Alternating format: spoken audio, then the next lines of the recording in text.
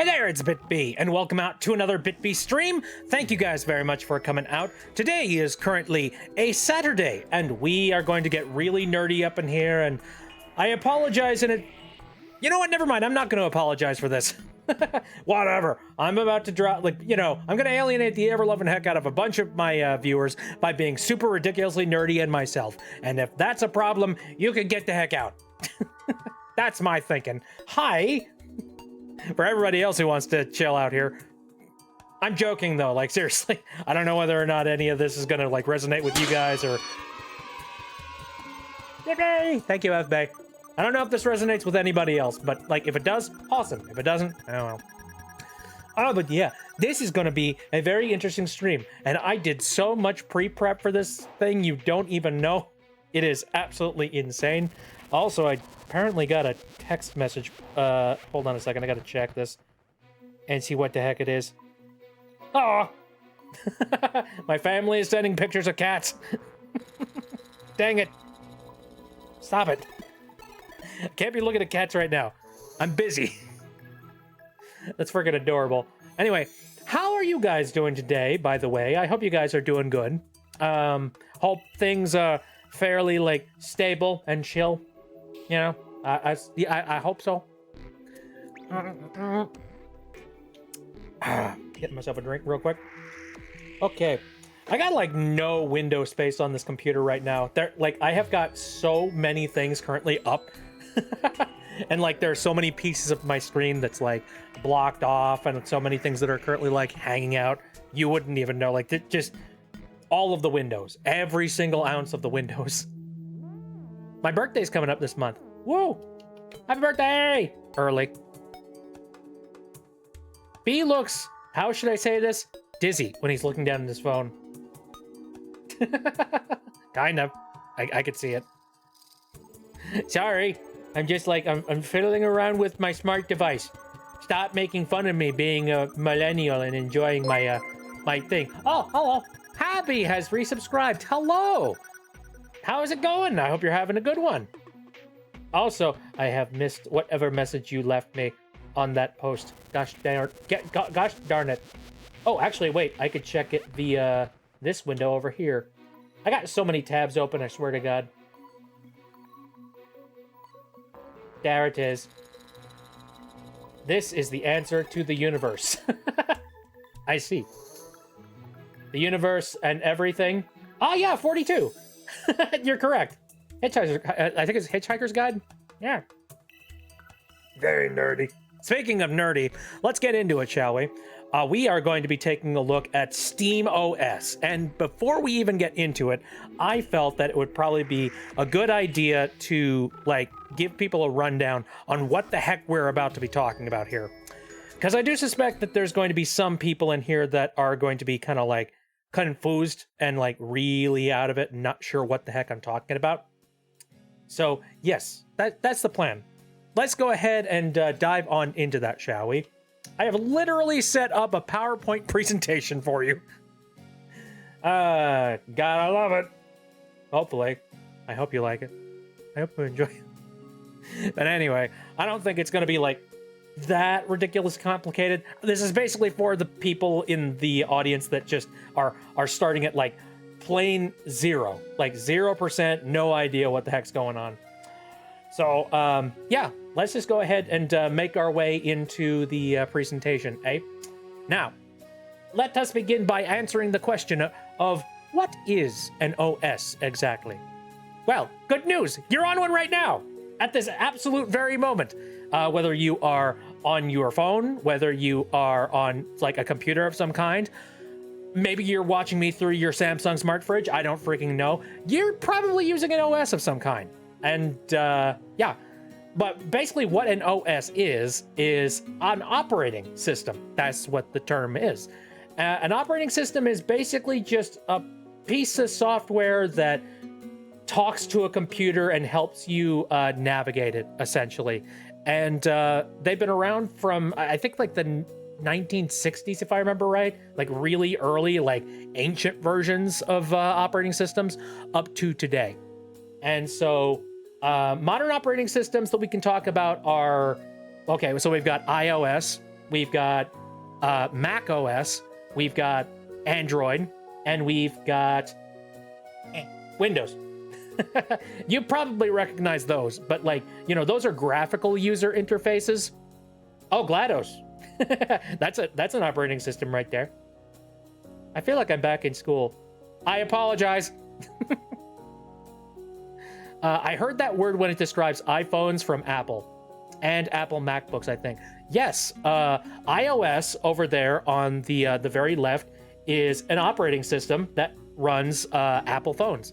Mac OS is the thing that runs Apple, you know, MacBooks and stuff like that. And even something like this, I brought this up here. This is like one of the very early versions of a computerized operating system. I forget what it's called, but yeah, like even like just a text terminal interface is something that could be considered an operating system because it's doing operations for you, and it is a system of things that do it. So, you know. Now, you probably know, if, you know, you've been watching my stream a whole lot, that I'm a massive Windows simp. I've been using it for a very long time, all the way back in like my early years of like playing around with it on Windows 95 and onwards. And like through the good and through the bad, I've been mostly enjoying myself with it. And in general, like this is what I am trained on. But unfortunately, Windows 11 at the current moment is absolutely shitting the bed. It is like really clunky. It's got a whole bunch of spyware built into it. And in general, like I no longer really trust Microsoft anymore. And if I can get rid of Microsoft as my operating system, I would very much love to get the heck rid of it. But the problem is I don't really want to move over to Mac OS, because Mac OS, like, you know, I like to tinker around with stuff, and Mac OS is just not good for that. You know, Mac OS is basically just like completely locked down. You can't modify your devices. You can't have any fun, essentially. Like, if there's something that Tim Cook, is Tim Cook even still the CEO? I don't know. If there's something Tim Cook does not like you doing, he's not going to allow you to do it. And, you know, that's bullshit. So I can't really go with Mac OS. So am I screwed? Like, does that mean that I'm basically just locked down to having to be on Windows forever and for all time? No, actually, because there's another option, and it's a little bit intimidating, but that option is called wank. Now, you might be wondering, who the heck is this penguin guy, and why is he on my screen? Well, this penguin guy right here is the mascot for Linux. And Linux is a completely free and open operating system that you can, like, it's been around for like 35 freaking years. Actually, no, wait, is it even longer than that? I think it's 35. And anyway, a ton of things use Linux, a crap load of things. Usually because like Linux is completely free. And again, it's open source, so you can just take the code and you can meddle with it and do whatever the heck you want with it, and then you don't have to pay somebody for making your operating system. 3, 2, 1 penguins. Not quite. DS says, if you like Microsoft so much, then good news. I've been hearing rumors, read articles similar to Nintendo. They will still stick to physical media. But Sony is opposite. Yeah. I mean, one of the reasons why I want to stick with PC in general is because I don't know whether, or if I'm going to end up having to be digital for everything, I might as well put it on a platform that I know I'll be able to play my games on for at least the next 10 to 20 years. You know, like PC is good for that. So anyways, yeah, like Linux has got its fingers in so many different parts of the world. Like, there's a good chance that something that you're using is mingling with Linux in some capacity. Like, it's a pretty big thing. But anyway, what else did I have on this little slide thing? I forget. Oh yeah, there's a picture of Arch Linux, which if you use Arch Linux, you are another fiend entirely. I don't even know how to function. I don't know how you function. But anyway, let me see. What was the next thing that was I forget. I've left myself some notes. Let me see what the next thing was on my list. Ah, yes. Okay, so I mentioned earlier that like Linux is open source. For those people who don't know what open source means, it basically means that the recipe and the instructions for how to actually make Linux in the first place are completely open and free to anybody to take and modify and build their own version if they wanted to. And people have done that. They have done exactly that. There's a ton of different flavors that you can go out there and grab. You just gotta like figure out which flavor is personally really appealing to you. But the main problem with Linux, unfortunately, is that it is incredibly finicky. For basically all versions of Linux that come out, you essentially have to learn how to work a terminal interface, which, like, if you remember that really old school looking operating system that I showed earlier, kind of looks a little like that. And for a lot of people, I'm sure that they probably don't want to learn something like that. So yeah, Linux is a little bit frustrating to get into, but it's been getting easier. Especially since a lot of people that have been making their own versions of Linux have been making versions that are like a lot more graphically pretty and stuff that you can actually use a lot more conveniently. And one such person that is trying to do that is, oh, here, there's the words open source. I forgot about showing that. Oh, so here's a tree of like a fuckload of the different operating systems. Yeah, that's a lot of spaghetti. There's a ton of operating systems. You just have to choose your own, the one that you want. However, so the one that I have currently got my attention on is one that's being made by, oh, hey, look at that. There is a copy of, I think, Ubuntu? I think that's Ubuntu. Oh, right. So that's a terminal interface. That's the part of the... Can you tell that I really didn't do a heck of a lot of, like, memorization when it came to this presentation? I apologize. But yeah, that's a terminal interface. And I'm sure for a lot of people, they would look at that and they would go, hell no. And I totally get that. But let's talk about a specific guy named Gabe Newell. Have you ever seen this guy? Gabe Newell? He's the guy that made Valve, the guy that runs the Steam client. You know, the one that you probably download a whole bunch of games from. Well, oh, Pink. Oh, well, you know Steam, right? Steam, the place that, like, you buy video games from? that one? Yeah, that's his fault. He did that. But anyway, yeah, like, this is the guy that made the Steam platform. And Steam is currently working on a oh, hey, there's Remy. Hey, Remy, how you doing? I'm currently nerding out about stuff and showing a presentation. I just don't know the guy. He's a major meme in, like, internet culture. The Gaben, as they call him. Anyway, so Steam currently, at the moment, is currently getting into the hardware market. So you could see that, like, there's the Steam Deck and then a new thing that they're currently making called the Steam Machine. And both of these little devices need an operating system in order to run. So they've been working on their own. And that operating system is called SteamOS, which is essentially another Linux distribution that's being, like, made and maintained directly by Valve. But here's the cool thing about it. That is, Valve is currently working on making it as compatible with as much of their library as possible. And that means they're also trying to get everything that runs on Windows to work in Linux.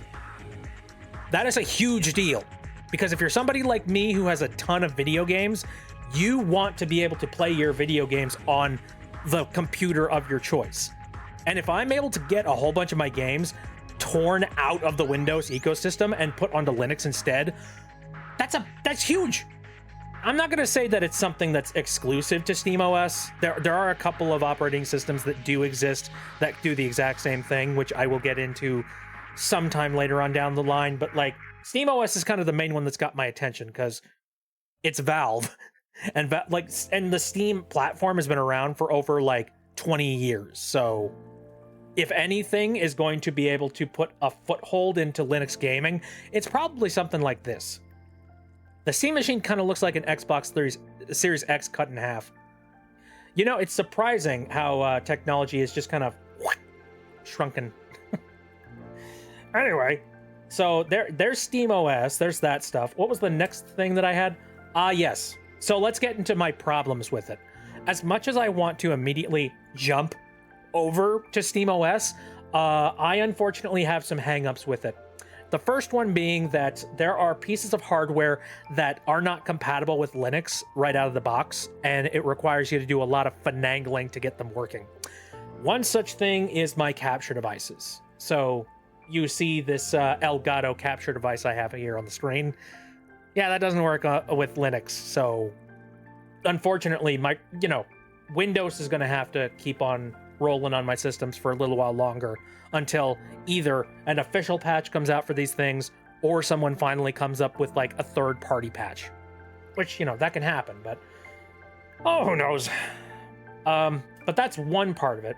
The other part of it is that at the current moment, and this is a problem with like Linux in general, not just SteamOS, Linux is not very friendly when it comes to NVIDIA stuff. Like, apparently AMD is the best option out there for hardware. But, if you rock the NVIDIA graphics cards, which I do, unfortunately, you're kind of being left out of the party, which makes me sad. But Valve has made the announcement that they are planning on actually making NVIDIA stuff compatible as soon as they possibly can, and I have a lot of faith in them. So I think they're going to pull it off, personally. If they want to get somewhere in the hardware and software division, they definitely need to figure that out.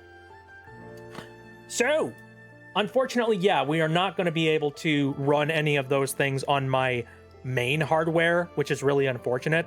However, that doesn't necessarily mean that I have to wait, because, and I think I've talked about this several times on the stream, I happen to have a laptop that I got from my mom a really long time ago after she just kind of gave up on it because it was really slow and really frustrating to use.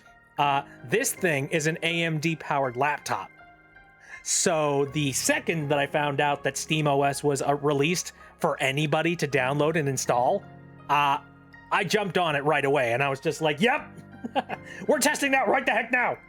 So what I have done today is I've taken that laptop, I've strapped it up to my capture device, and we are going to be running SteamOS directly through it.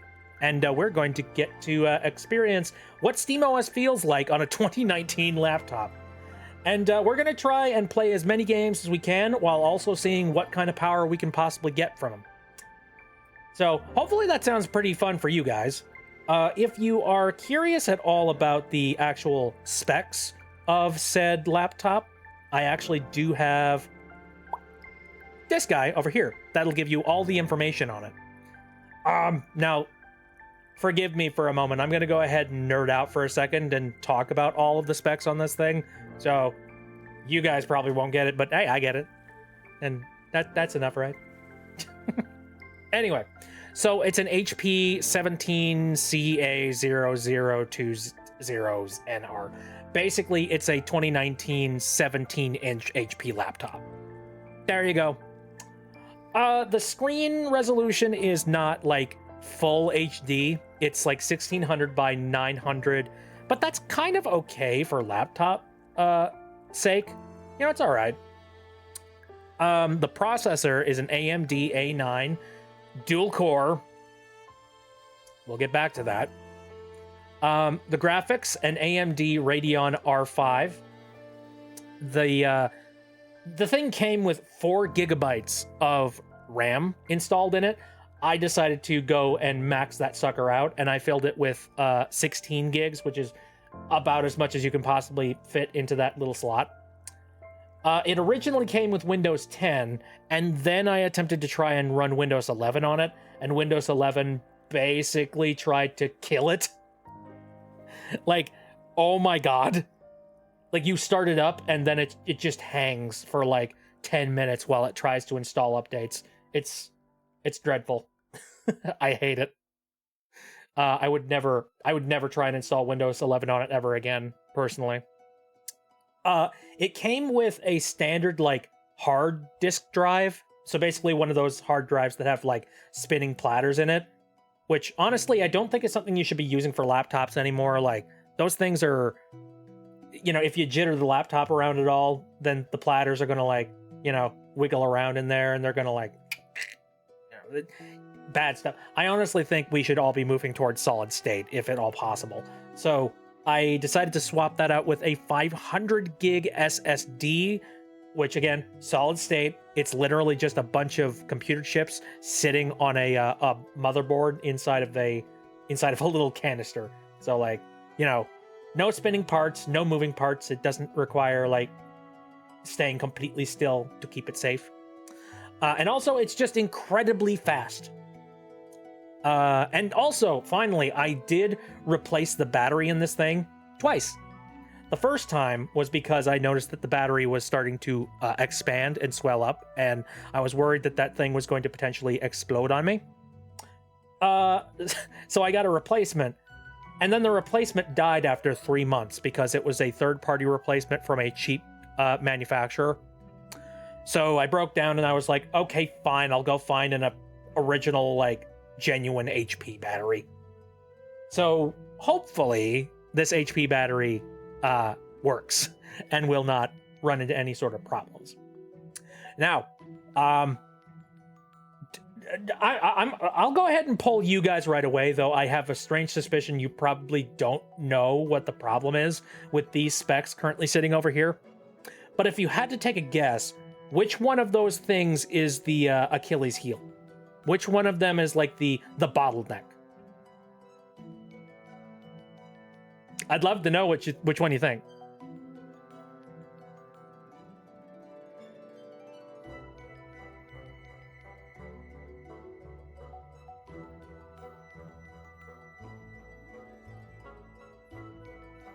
Don't be shy. I'm not one of those teachers that's just like, you're wrong! Mr. Bit, can I go? No, we told you to go. I told you to go to the bathroom before. What was the question? The question is, out of all the things that are currently sitting over here, spec-wise, which one of them is the bottleneck? Which one of them is the one that's the worst? Or basically, which one's the problem?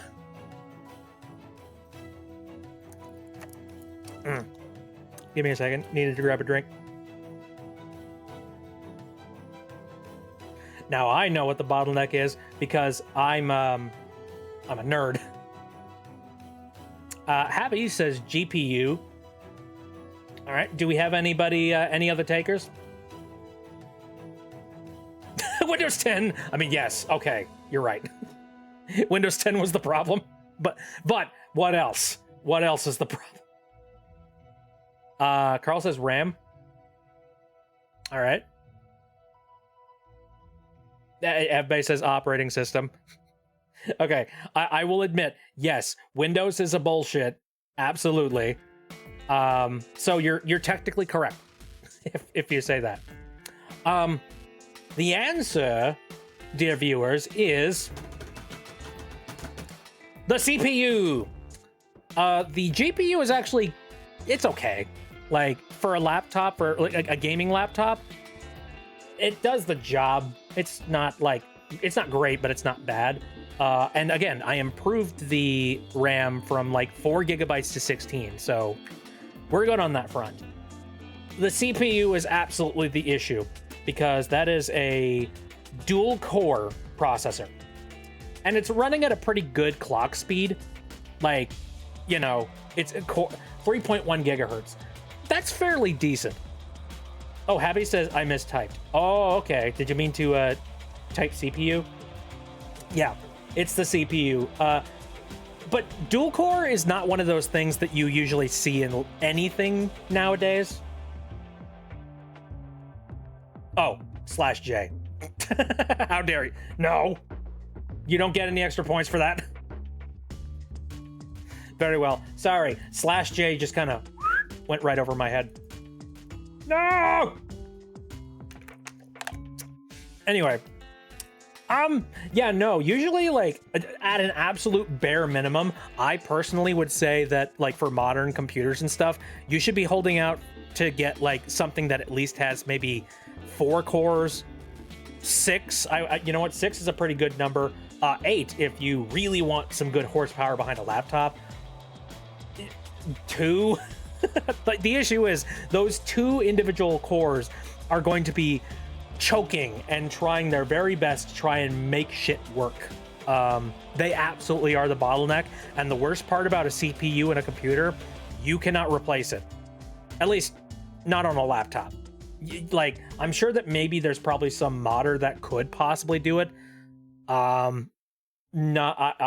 Definitely not me.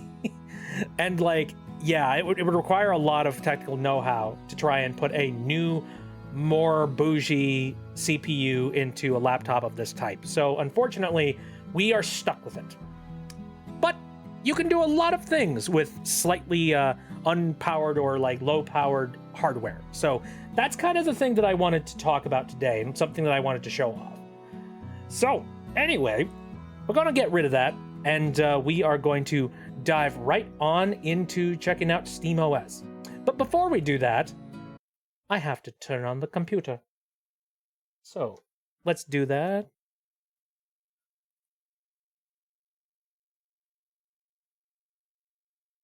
Start it up.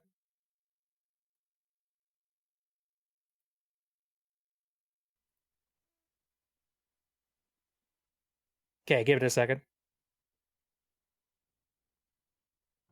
Jay's warming up.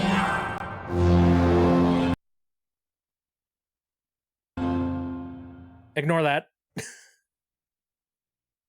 There it is. There we go. Hey.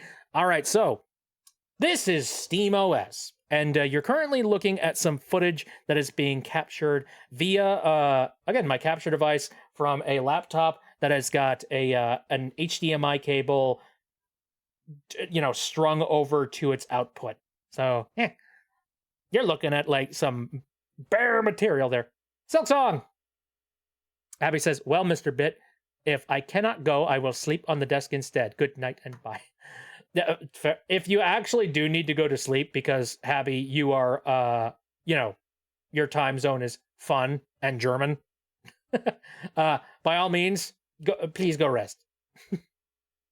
You're good. Thank you for coming into class. Anyway, let me sync up my Xbox controller. See ya. Have a good one. Oh, my friends. Oh gosh, my friends. Hello, my friends. Okay, so right away you can probably tell that the interface is kind of choked. Again, that's those 2 cores working very hard to make things work, which is very unfortunate. But you know, what are you gonna do? All right, so what I've got currently set up is, oh no, let's not do that. Let me go over to the library real quick, and, oh yeah, so here's all my collections of things. If you've ever been curious to see, like, Bit's, library and collection of games, yeah, so we got, like, some all-time classics, I got an entire thing for Danganronpa. Friend Slop, because not only am I cool with Friend Slop, I want it to have a designated folder. Potato? Yes, actually, Potato is games that are so low profile that I am fairly certain they could run on a potato. Yeah. Games I need to play. A folder of games that, like, frankly, I just don't play, and I don't know why I have them. I don't know. An entire folder for Jackbox games. We got, like, roguelikes. We'll talk about that in a second over here. And yeah, I got an entire folder for SteamOS. The slow clap program. Yeah, it's just like, well done. Got a crap ton of VR games and stuff specifically designed for like doing VR streams. Now you'll notice that up here we got like SteamOS compatible and all games. All my games is about 536, but SteamOS compatible 400, around 400. Like, that's a ton of games that were originally only released on Windows that are working on Linux. Good shit.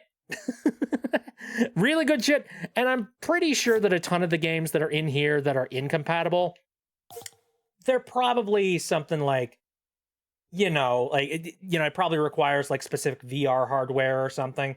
I'm willing to bet that's the case, since, I mean, you go over to my collections page and you see that, like, yeah, 94, 95.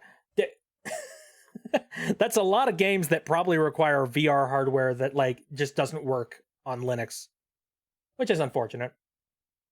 More if using Proton. Actually, I believe Proton is just like automatically installed with SteamOS, and I think Proton is primarily the reason why so many games actually work on SteamOS.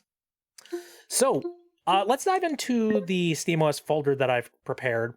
This is a collection of games that, like, for one reason or another, I felt like I wanted to boot into today, just to take a look at them and see, like, well, first of all, I know how they run. I know how they work because I've tested them already. But I kind of wanted to just show off the fact that they do work. Now, for shits and giggles, I wanted to just turn on Geometry Wars Retro Evolved because nostalgia. I don't know how many people, like, are fans of Geometry Wars or even know what it is.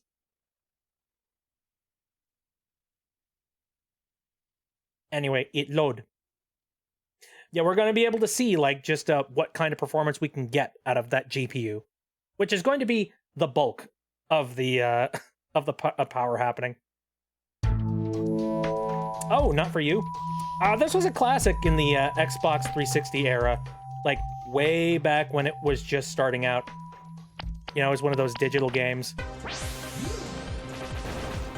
But it's fun. It's like a twin stick shooter, and it's very basic and, like, to the point.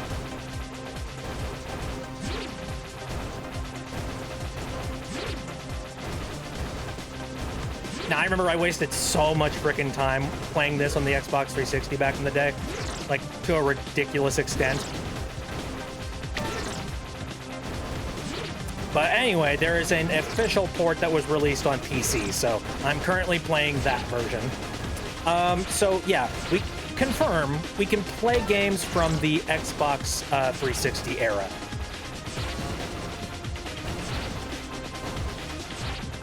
Oh yeah, this game on Wii. I believe that was Geometry Wars Galaxies.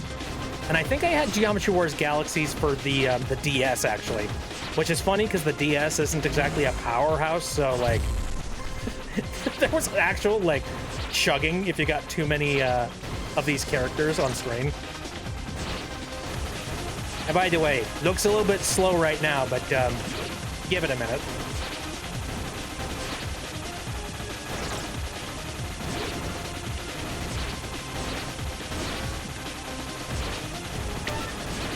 No, I love Geometry Wars. I think we were talking in the stream not too long ago, and I mentioned how, unfortunately, Geometry Wars 2, which is my favorite version of Geometry Wars, it is not available anywhere to download and purchase anymore, as far as I'm concerned, or as far as I know. And that sucks. That sucks a lot. I even checked it again because I'm like, no, that can't be right. Then I went to the Steam store page and it's like, oh no, they're gone. But what sucks is that, like, the company that actually made it, I think they're called Bizarre Creations, they're defunct now. They're defunct now, unfortunately. And I believe all of their assets have been sucked up into Activision, and so Activision would have to come out of the woodwork and basically decide, yeah, let's go ahead and port this. But the question is, why would they? You know? Like, what's their incentive? Well, I don't know. I'd pay for, like, you know, you put it back up on sale for like $5. I'd pay for it.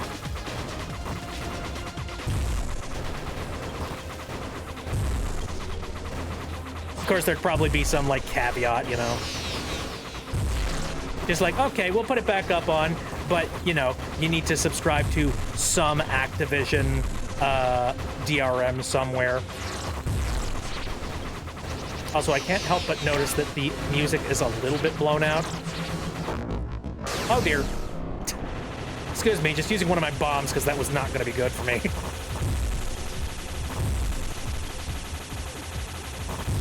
Die! Anyway, I think you get it. It works. I don't want to waste too much time on each individual game here, so, you know.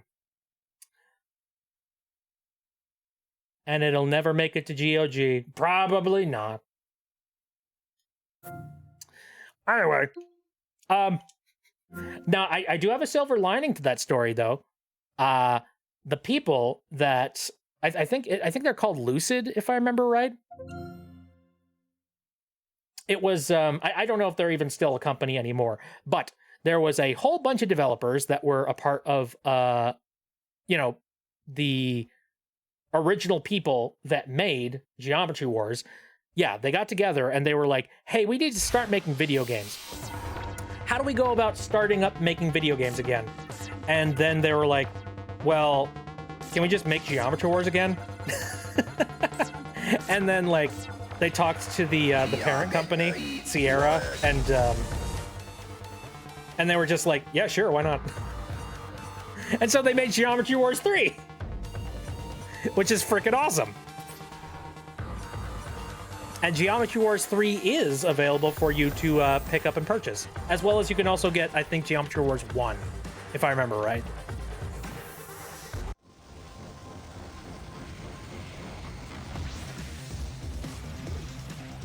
But yeah, this is basically just Geometry Wars, except, like, shinier. And on a 3D plane instead of a 2D one, technically. Although, this game, actually, while we're talking about the performance of this laptop, this is actually a game I did have to make some adjustments to.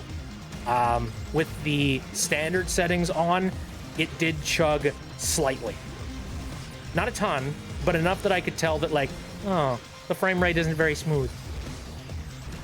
And, you know, I kind of want to play games with, like, really smooth frame rate. So, yes. So apparently, this game and this laptop is barely good enough that it can handle Geometry Wars 3 at almost its full capacity. So, you know, that's not saying a whole lot. We will unearth more of the layers of this lemon as we continue. Oh wait, not lemon, onion. Who ever heard about, like, layers of a lemon? Frickin' brain. Sometimes I feel like whenever I'm streaming, my brain just sort of, like, says whatever happens to be sitting inside of it at all times. It's just like, does this make sense? Yes. Awesome. Okay, screw it. You get it. Game works. All right, let's go. We've done a little test. All right. Where's the exit? Where's the exit? I forget. Oh, it's over here. There we go. Now, what else should I be taking a look at here? What's, like, the next ramp up? Something that I'm just like, yeah, that will showcase things very well. I want to save some of my more, like, haha funny showcasings for, like, a little bit later. How about this? Splinter Cell Chaos Theory. This game has got a little bit of issues when it comes to trying to get it to work. I don't even know if these games are currently available on the store or not, but I have them in my library, so I can download them. It's got some problems in that it's not very compatible with the Xbox One controller right out the gate. Or, you know, the Xbox Series controller, as it's called now. So I did have to do a little bit of modification with the DLL files to make it compatible and to give it the proper like button inputs. So we're going to test that out in just a little bit. Oh, right. Also, I don't know why, but this game in particular takes a really long time to load the Vulkan shaders. Don't ask me. I'm not entirely sure. So, you know, everyone just crack a cold one and chill out for a second. How's your day been? What you been up to? How's your mom? What's she been doing?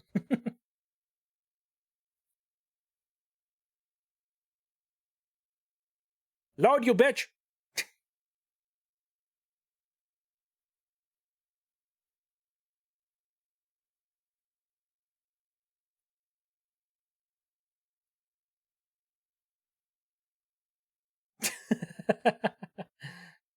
They need to cook Monster Hunter 4 Ultimate. Yeah. Oh, install script. What's the install script for? You've been installed for a while. You haven't even started the Vulkan shaders? What are you doing? Okay. All right. So again, certain games, when you're running them on Linux, you're going to have to just press a button, start up the load process, and then like go and grab yourself a snack. And then when you come back, hopefully your game is loaded. But, you know, I shouldn't say hopefully. No, game should work. Game should work just fine. Oh, FBay checked out the longest yard sale. Stale yards. Then went to the mall. Hey, very nice. Also, game started.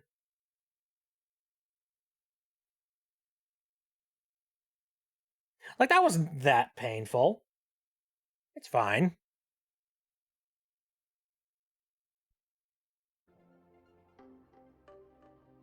Hey, there's the sexist bastards. Anyway.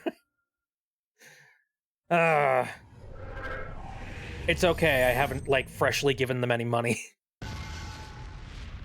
Yeah, I think I should go in into the settings and, like, lower down the volume just a tad bit.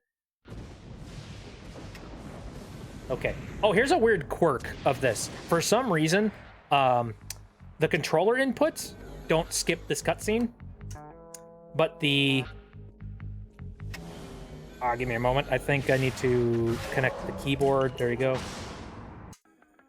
Yeah, but the keyboard, on the other hand, the keyboard just works fine. But then once we get into this menu, it's just like, oh, hey, there we go. Also, hi, Sam.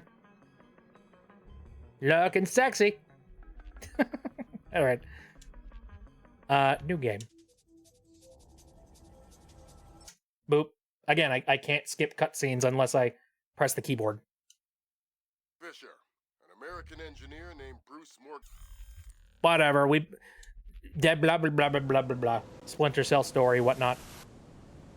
Anyway, so, here we are. Look at that, boys. Now, for full context, this is a game that was released for the Xbox. Not the Xbox 360. Not the Xbox One. Xbox. OG. But yeah, here he is. And there it be. And it runs perfectly. Like, as it was originally released, frankly. Like, maybe a few of the frames might be, like, getting screwed up here and there. Possibly. No, it's fine. The first ever Xbox. The OG. Go, Sam Fisher, go. Dang it! Am I gonna die before I even make it to the enemies? Come on. What are you doing, man? Alright. Anyway, let's just, like, make our way a little ways in, and then afterwards we'll move on to the next game. But yeah, I fixed the controller inputs, and everything runs like a dream. He's great. Gunfire down there, Fisher. Everything all right? It's coming from up ahead, but Lambert. And I think Gorilla. I think Kalashnikov. What do you mean? I've had enough AKs fired at me in my time to tell you that wasn't one. All right. See if there's anything unusual going on with their equipment. Keep us posted. Look, there's some kind of old breach there. You know, I heard that smugglers used to use these old caves. Smugglers? See, they probably had all sorts of secret passages and tunnels down here. Come on. Hey, buddy. Whoa, careful. It's safe, don't worry. La la la la la.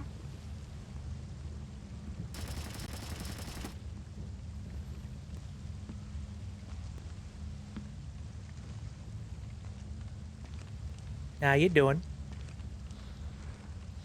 So, hey, you still there? Didn't anyone ever tell you that spelunking is dangerous? Oh no, you're going to kill me, right? Only if you say the word monkey. Now tell me something I want to know. Ammunition and medical supplies. Check around inside the kit. They have tons of stuff in there. Some of you guys are real helpful. Why do you have to work for the bad guys? You're the American oppressor. You're the bad guy. Are you gonna say monkey? What? No! Then this conversation is over. Choke. No signs of anything here. Oh no, come back. No! I guess I should pay more attention. Come on.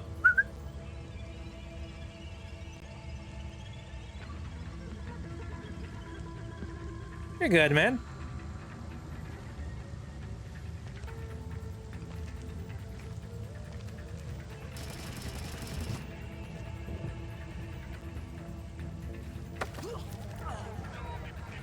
Dumb as a doorknob. How you doing? Anyway. Yeah, man, Splinter Cell, like, specifically the third Splinter Cell, my favorite freaking one. Because, like, all the NPCs, like, they have intelligence. It just, it feels like they're ever so slightly, you know, their brains are ever so slightly rubber. You know what I mean? Anyway. So there we go. Splinter Cell works perfectly fine. And also, I have attempted to use Splinter Cell 1. The second one never came out on PC, but I played the first one. That one also works.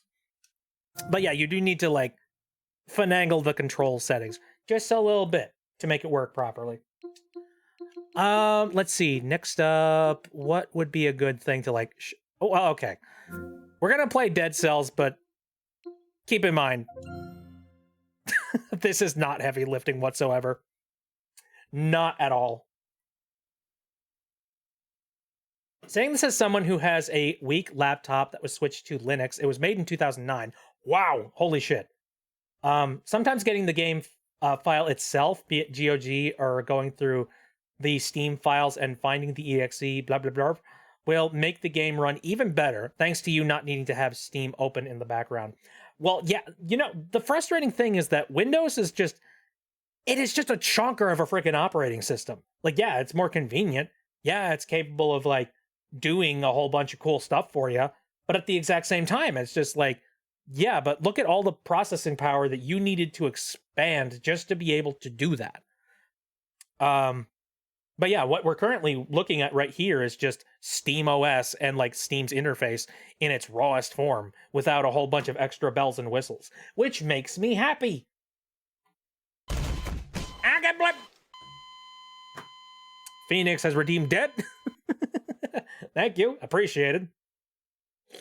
Oh, I should mention, nearly forgot to promote this, although I did pin the thing a little bit earlier. We do have the magma, so if you are interested in drawing something in the middle of me just nerding out about video games and hardware and stuff, you can do that. Yeah, just look at the pinned comment up in the Twitch chat, and you will be able to do that.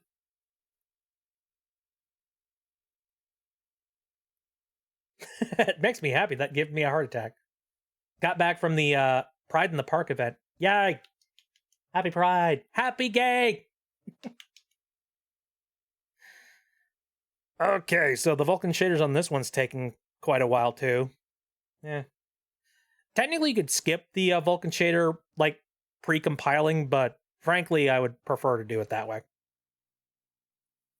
I tend to avoid Steam with how malware-y it feels sometimes, even with it only loading in the library, and I think low settings, but yeah. Well, yeah, Steam, I don't, like, let Steam off the hook completely, entirely, either. Oh, a bit, Kirby. Oh, yeah, you did! Shoot! Hold on a second. I didn't look at that. He's just kind of hiding in the corner over there. Poe, and I cannot stress this enough. Yo.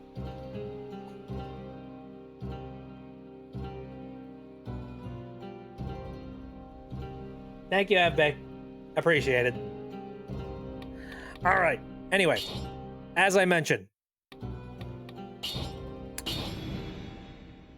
Dead Cells is like real low stakes when it comes to processing.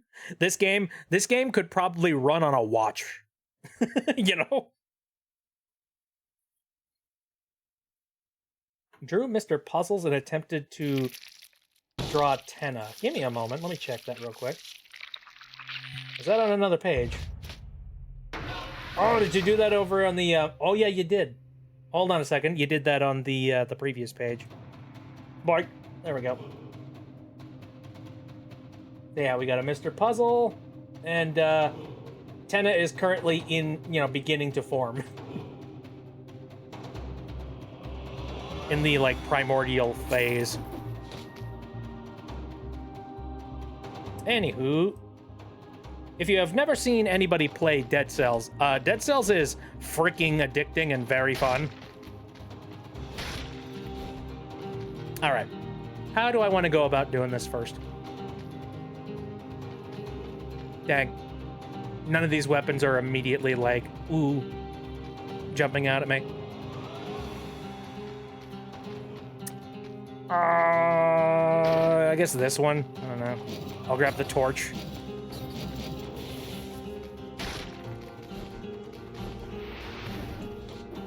Now, I forget, I think this game actually does have, like, 3D rendered assets and stuff. But again, everything is so low poly and so, like, pixelated that it basically runs on anything.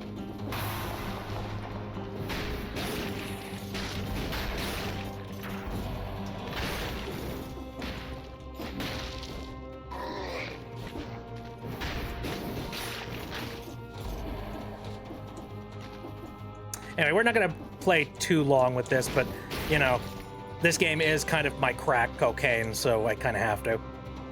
A weird altar. Look at these strange little men holding it.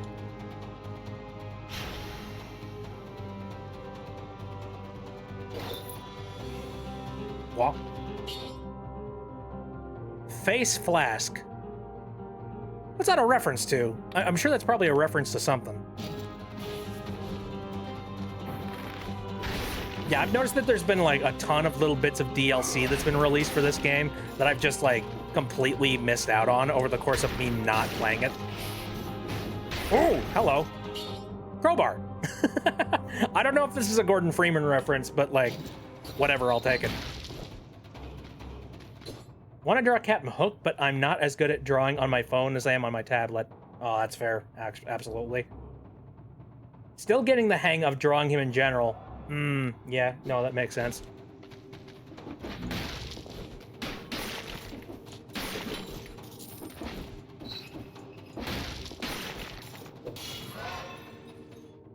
There we go. I tend to set myself up as a little bit of a glass cannon, which is not the best thing, but it's, the way that I have the most fun playing this game, so whatever.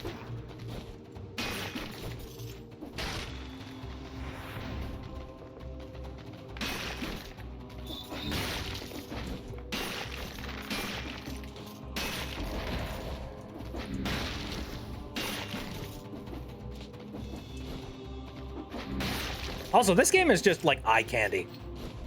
Like, so much fast movement and so many bright colors. And so much murder. Oh! Lightning bolt. An upgraded version. I'll take it.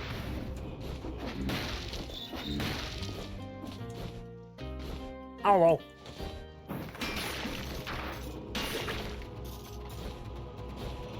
My Healy items are bread. Because, yes, carbs. Ah, there's the promenade. Ah, you know what? Okay. That'll do it. You get it. The game works. The game function. The stream ended for some reason, but we're still clearly here. I don't have any drop frames, so I'm assuming that is probably an internet issue with you. I don't know. All right, let's go ahead and quit game. Beep boop. Okay, now what do I want? Okay. Like I said, the interface, it really chugs on those two cores of CPU. The GPU, mwah, fantastic. The CPU. Next up, let me see. You know what? Here, let's try out Super Chick Flake Ooh. If you remember, I played this. I did a full playthrough of Super Chick Flake Ooh not too long ago. So let's open this up and take a look at how it runs on this laptop over here. For context, this game was optimized specifically with the Nintendo Switch in mind.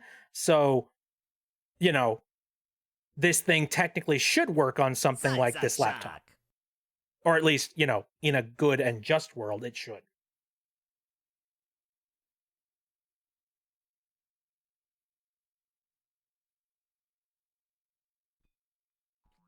A little bit of popping.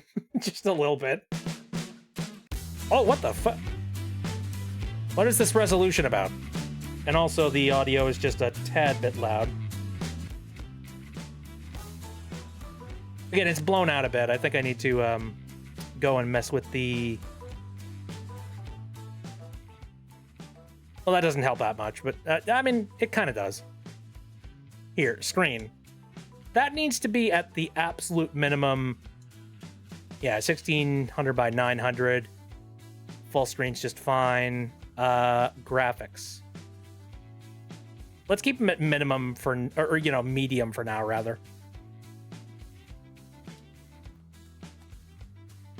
Ooh. Oh. Here, let me put on the slippers. Or like, you know, the running shoes. Okay, so immediately you can tell that this game, it's running slower than it should be, for sure.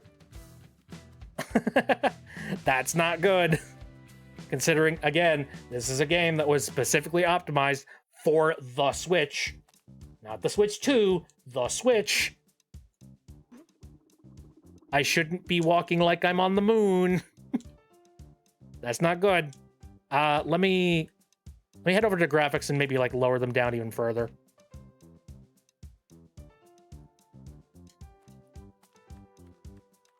Oh no. Okay. It's like if it was put through molasses. Oh yeah, we got slowdown. We're finally starting to run into the, you know, the boundaries of what this computer is capable of, unfortunately. Oh well. Not much I can say about that. This is, you could just see it by looking at it. It's got some problems. Alrighty. I'm not even gonna try Pizza Tower because frankly, like, if Pizza Tower doesn't work, you know you're in trouble. Okay.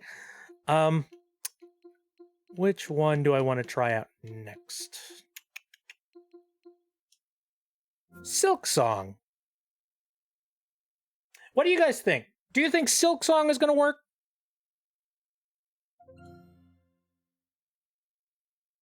What's your bets?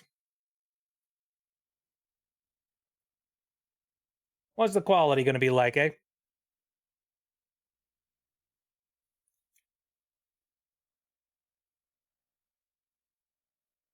Team Cherry!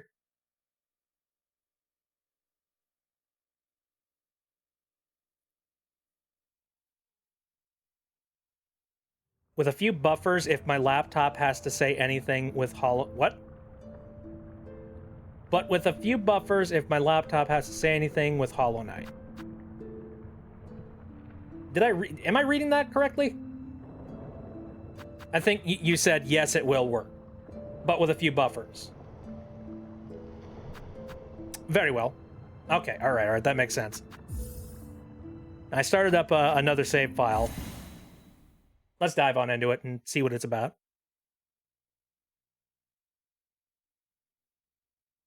Lodel.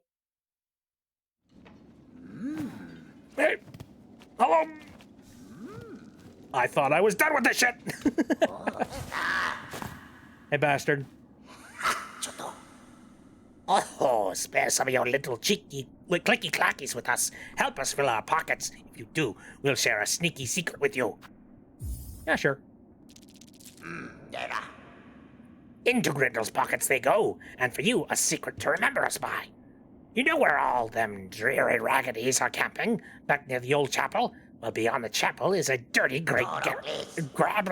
Blah. Not much, but in there but husks, right? But my sniffer tells me there's something worth the trouble buried down at the bottom.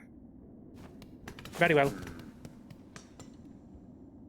Well, let's dive on to somewhere. Oh dear. Fuck! Shit. Sorry, the stone kind of messed with me there.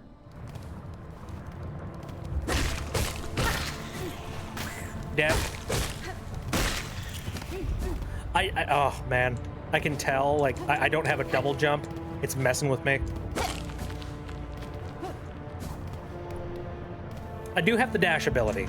That makes me happy.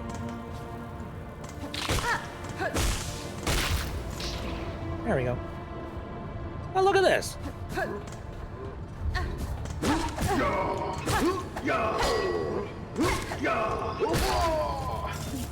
So I can tell that the graphics are good, but just from playing and moving left and right, it does sort of kind of feel like things are slightly sludgier.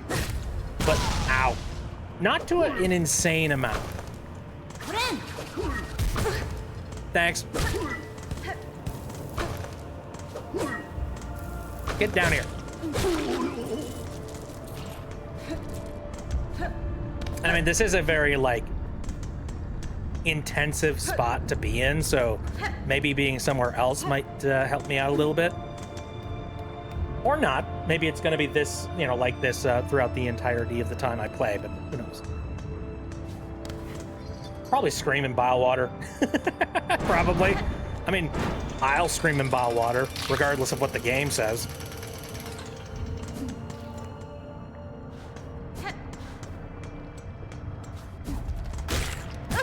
Oh. Done. Oh, Jesus! I am too used to having double jump. Very well. Anyway, you get the idea. You know what? I would say that's a pass. I think Silk Song definitely works. Question though, actually. Hold on. I'm gonna go into options. What's my video settings at the moment? Okay, frame rate cap 60. What's the advanced stuff? Oh, okay. I have adjusted it so that it has a low particle effect and blur, and dithering and film grain are off. Okay. So I did come in here before to kind of optimize it a little bit. So it's not gonna run like super smooth out of the box, but it is capable of running fairly smooth if you adjust it a little bit. So yeah, that's good. 30 FPS would help as well. Possibly, but I don't know. There's something. I personally really like 60 FPS for a game like Hollow Knight myself. So I don't know if I can. I don't know if I can wiggle for that. And yeah, 60. You can do 30 FPS, but yeah, I don't really feel like it. Excuse me. Now the next game that I want to test out here is, since we have already tested that, like, Geometry Wars, a game that was on the Xbox 360, runs really well, even though they're completely different games and one of them's 3D and one of them's not. I do want to load up Assassin's Creed just to see. I want to see, for like the record, what it would look like if I tried to run this thing. Like, you would think that a graphics processor from freaking 2019 of all times would be able to run an Xbox 360 game. You'd like to think.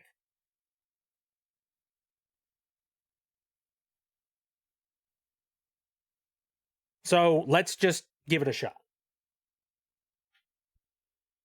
La la la.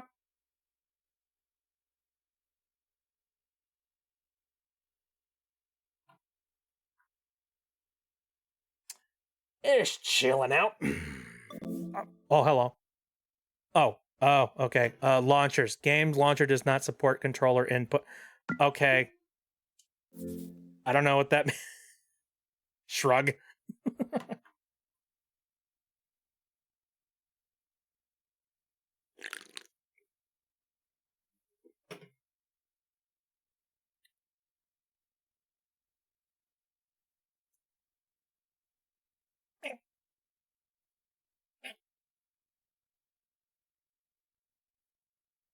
Oh dear. Is this one of those games that's just like, too many Vulkan shaders? Must take 12 years. Understood. You know, I'm willing to bet that like the Vulkan shader compiling would probably be easier on a device that doesn't have the CPU of a frickin' like, you know, early 2000s frickin' Pentium processor.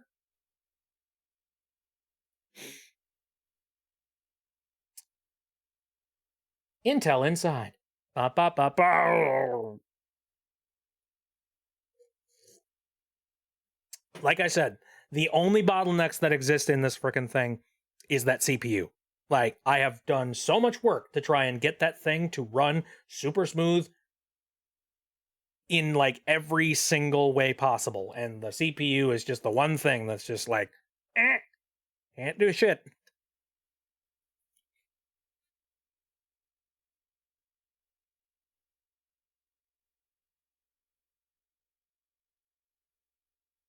Come on, man.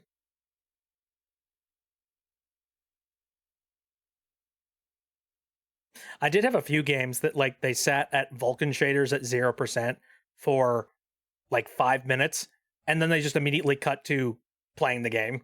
So kind of hoping that that might happen here. Updating something, can't remember what I needed to upgrade, but it was to make Carry On run on my laptop, and I did improve Vulkan shader. Ooh, interesting. Okay. I would be interested in seeing what it would take to like do kind of like laptop wizardry and possibly mod a laptop CPU, because I'm sure it's not impossible. Like impractical, yes. Impossible, no. It's a question of whether or not you would actually want to put in the effort of doing it, though. That's the thing. And I totally get it. For most people, they buy a laptop, they don't expect it to be any better, any worse. Oh, you downloaded that kind of thing. I see. I see. Work, damn it. To be fair, I'm trying to run Assassin's Creed in the modern era. Why would I want to do that? It's like I'm just asking for pain and torture.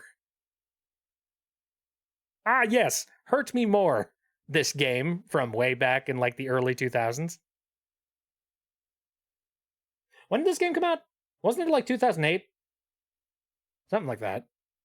It's an old ass game. Which again, I will repeat myself. This is a laptop from 2019 or somewhere similar, 18 or 19, I forget. It's from one of those years. This is a game that's like 10 years older than it, probably. So, what excuse does it have?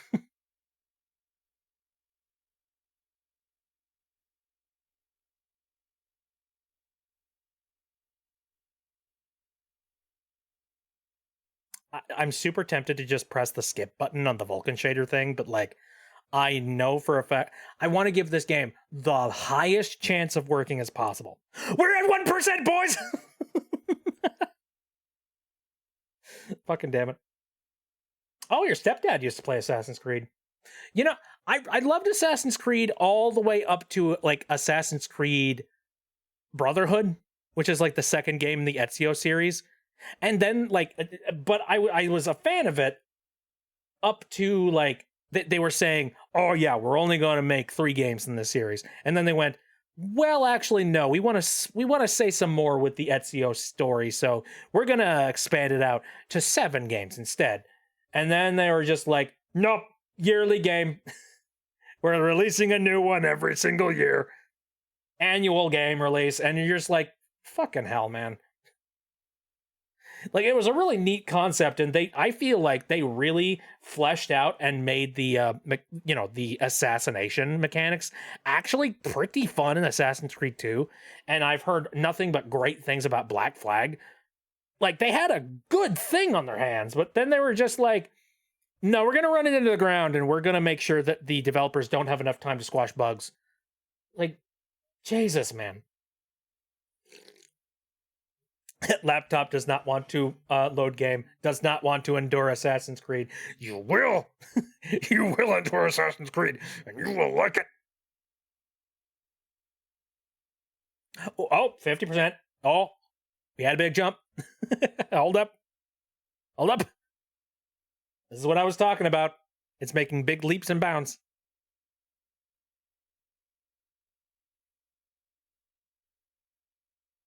Now, there are certain games that I was able to just boot the game up, and the controller support worked like a charm. Assassin's Creed was not one of them. I did have to go out and find a controller fix so that instead of an Xbox 360 input, it was looking for, like, Xbox Series controller input. So that's what I like about PC games, man. Aficionados of PC are just like, we'll get that old-ass game to work. And we'll enable 120 frame per second support on it too. Here we go. All right, let's see what we got going on here.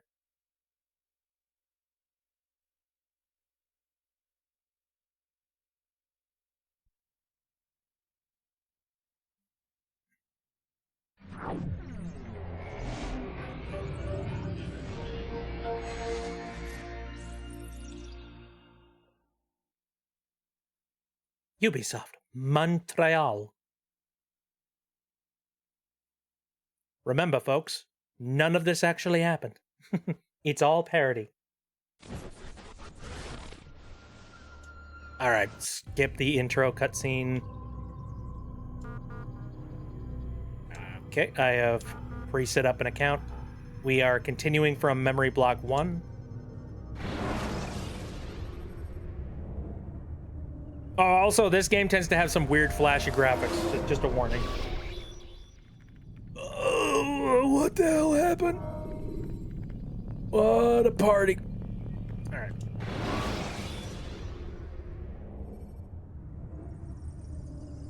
Okay, there's Ezio. He's working on this job. Oh. Oh no. Okay. I remember what I did now. I've lowered the graphics all the way down to absolute bare minimum. So, it looks shit, but at least you get like a decent frame rate out of it. But there's a problem with the audio.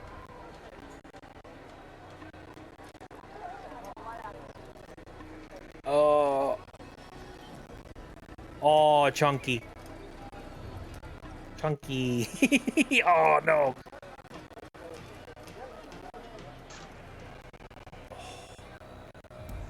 Can't say I didn't try. Oh. Well, that's a darn shame. Oh, well. Insert baby holding hands up while turning into dust meme. Give me your money. Well, this ain't gonna fly. We can't do this.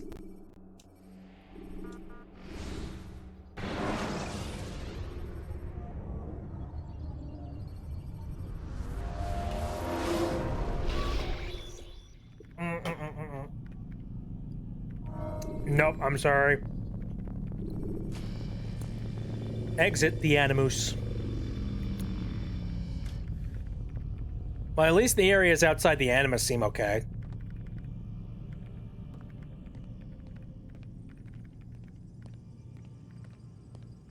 Look at me, I'm Desmond. Sit down, please. No. I refuse. Alright, anyway. Let's go ahead and quit the game and get the heck out of here. I'm actually, I'm considering playing Assassin's Creed again as sort of a retrospective for the streams. Because again, I'm kind of in a mindset right now of why spend money on AI-generated shit if I can just go back and, you know, when I can go back and play video games that I know aren't filled with AI shit. And stuff I've already bought before. I don't know, that's kind of my mindset. Okay, so we know that Assassin's Creed, like, it runs, but at what cost? Let's try Need for Speed Undercover, which this is one of my personal favorite racing games. Oh, real quick, before we actually dive into this, I'm going to go into my settings real quick. Just as soon as the... Okay, come on. Come on, you can do it. There we go. Interface clunky. All right, where is the audio? I want to go over to audio. Output.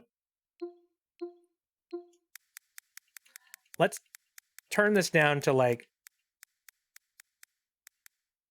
here. Just so that, because I could tell that the audio was clipping, and that tends to happen when you have the slider all the way up.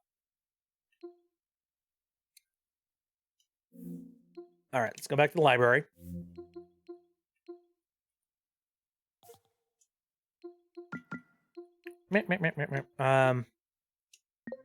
SteamOS, John SteamOS. Okay, right. Need for Speed Undercover. There we go. Now, be prepared to have big old portions of this VOD muted.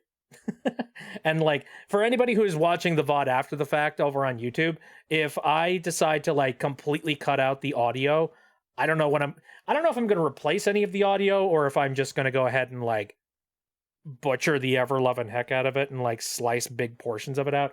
I don't know. Oh, I am going to check real quick, though. I'm going to go into my settings. I want to see... How's the audio set up? Let's see, recording. Yes, okay, I do have the audio on separate channels, so... if I have to do a little bit of hackery later on, replacing a whole bunch of, like, you know, copyright music, I have the ability to do so. That's the problem with a bunch of the Need for Speed games and a bunch of the racing games that have been released in the past, in general, is that they tended to use copyrighted music, which sucks. It means that I can't play them on stream. Well, I can, but, you know, be prepared for YouTube to come in and slap you. Anyway. No, I liked Undercover just because the physics of Undercover and the visuals of Undercover were actually really good. Like, the story was shit. Completely. And it was cheesy as hell. But I was like, you know, I could look past it because the gameplay was actually pretty fun.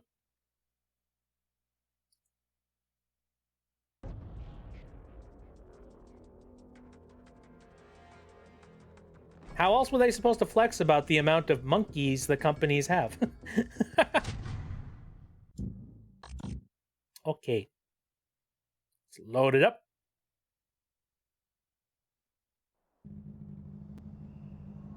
Oh. So, this is the absolute maximum amount of graphics I could get out of this without it looking like shit. If we go into options, and if we go to graphic preferences, we can look at some advanced stuff. Oh, actually, was it advanced or was it something else? No, I think it was like the quality of the world and the cars. World detail is absolutely at low. Shadows, what shadows? World effects? Nope. As for the cars, car detail, low. Car effects. You can turn car effects completely off if you wanted to. But that makes the game look like that. And, no, just that tiny little bit of shine hides so many sins, you know what I mean? Do we need car damage to be on low? I guess we'll see. Oh, and then I turned off smoke. Anyway, let's test out a race. I haven't actually attempted to try and race yet, so for all I know, we're gonna add like all of the actual player characters or you know, the NPCs, and it's just gonna run like garbage. So, I don't know, we'll see. Get ready for a bot mute! Oh, this looks like Need for Speed Underground 2.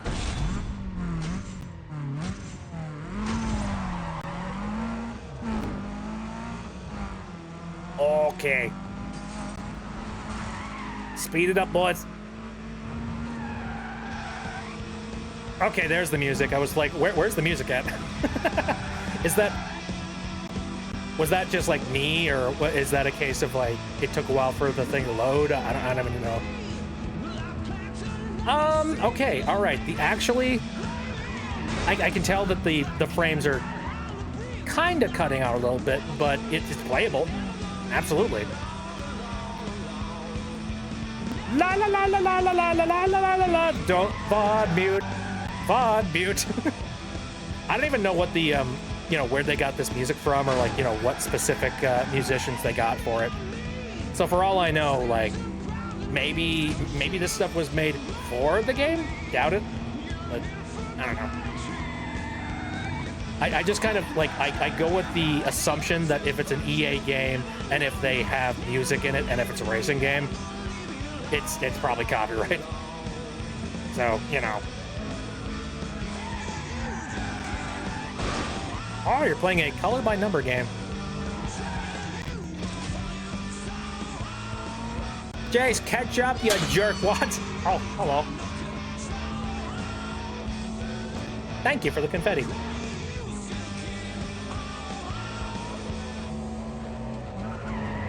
There we go.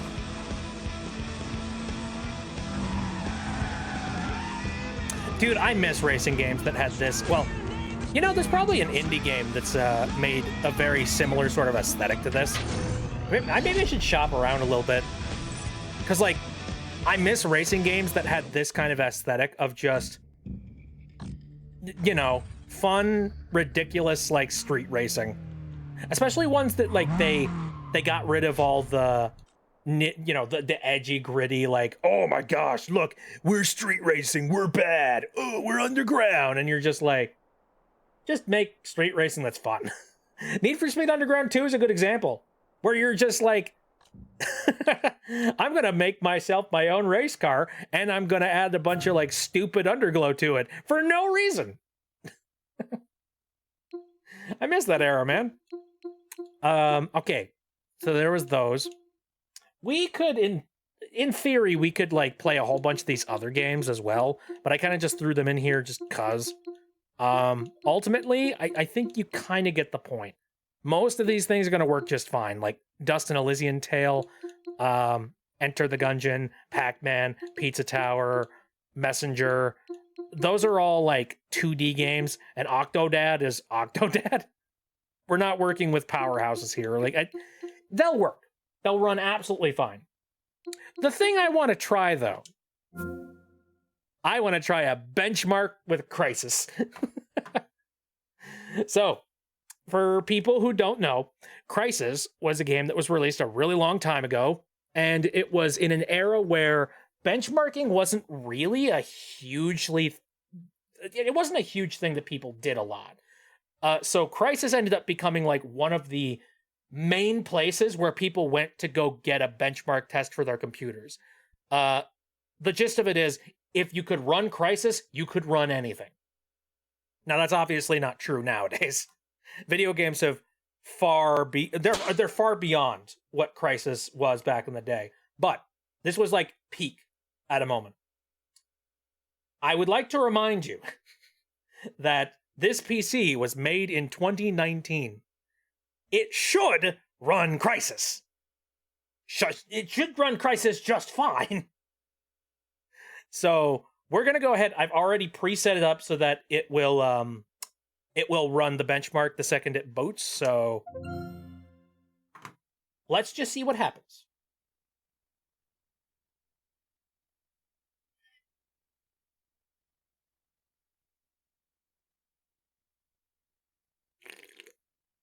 Ah, yes, we have to wait for everything to frickin' like preload in. Vulkan is a blessing and a curse. Again, what with the install scripts? I mean, okay, actually, you know what? I don't know whether or not they like redo install scripts or something whenever like there's an update to Proton or some weird tomfoolery, but I don't know if you should need to do an install script, but okay. Whatever. If it makes the game do the thing, then I'll turn my brain off. What era did Crysis come out in? Was it it must have been like right on the fringe of like the Xbox 360 era. It was mostly really hot on the PC though.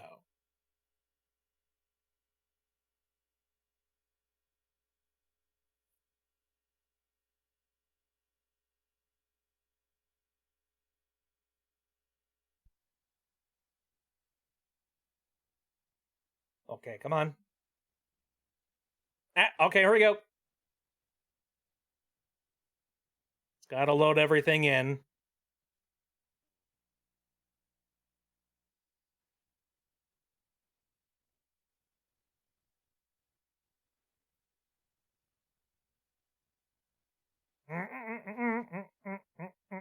Do the thing, please.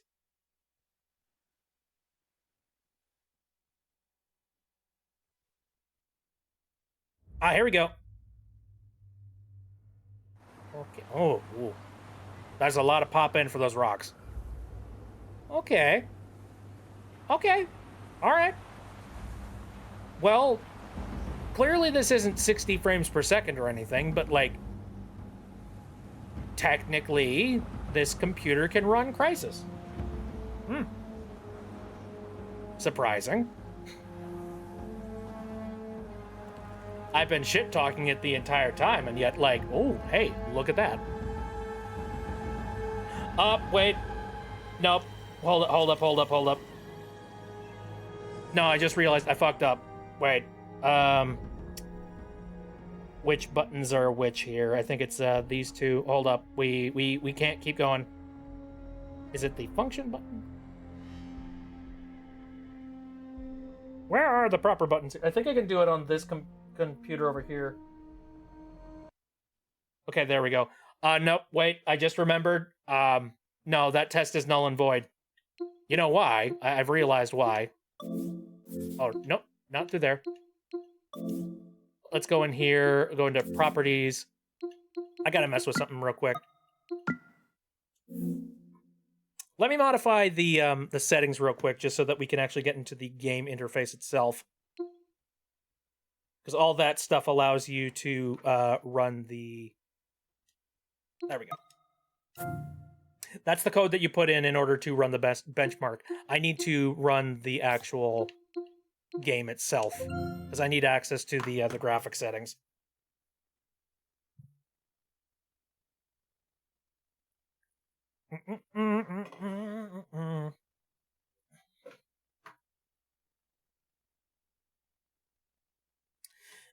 Please tell me that you don't have to reload all the Vulkan shaders a second time. You just did it, man.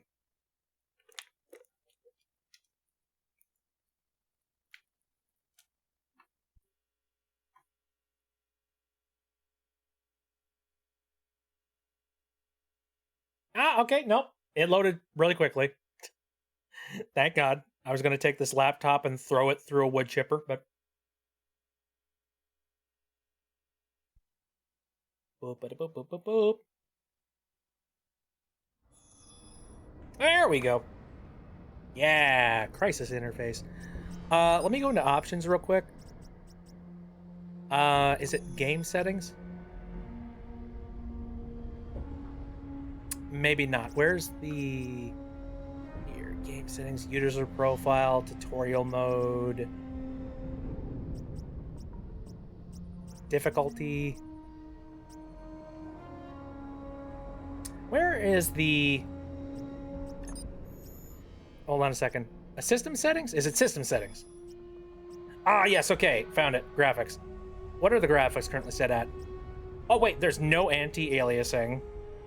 Okay, well, we need to fix that. Turn that up. Don't think we need to have VSync on. Okay, first of all, we're going to apply that just so that we know that that's all set and good. Also, let's look at the... All low settings? Oh, bullshit! No. We gotta... This is Crisis we're talking about. We need to, like, pump these up to, like, 1,000. Oh, change all settings to... Yeah, change all settings to very high. There we go. Dog. Come on now. This isn't amateur hour. There we go. Okay, so that's saved. Let's, quit.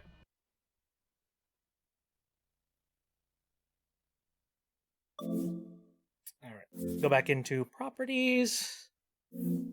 Let's turn this thing back to dev mode.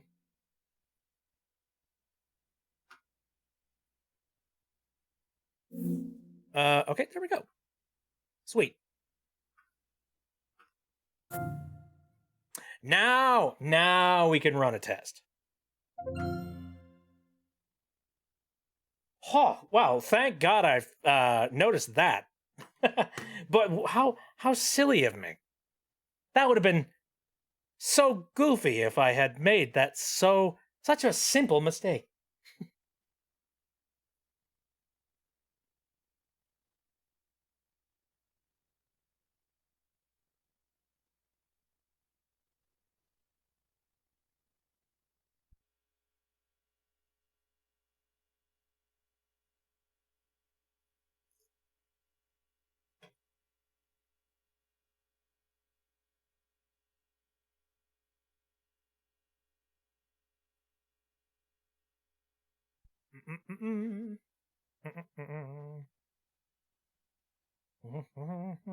Ah, all right, here we go.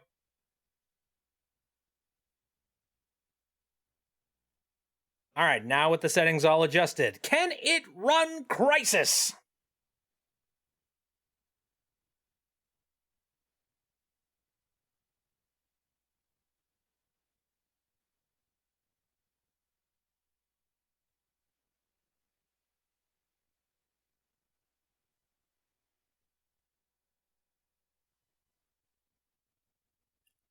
Here we go!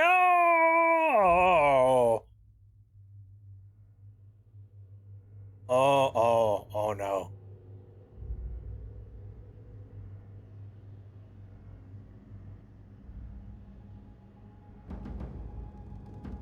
Okay, well, there's the rock pop in.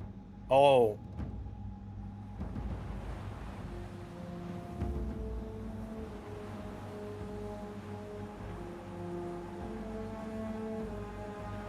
The,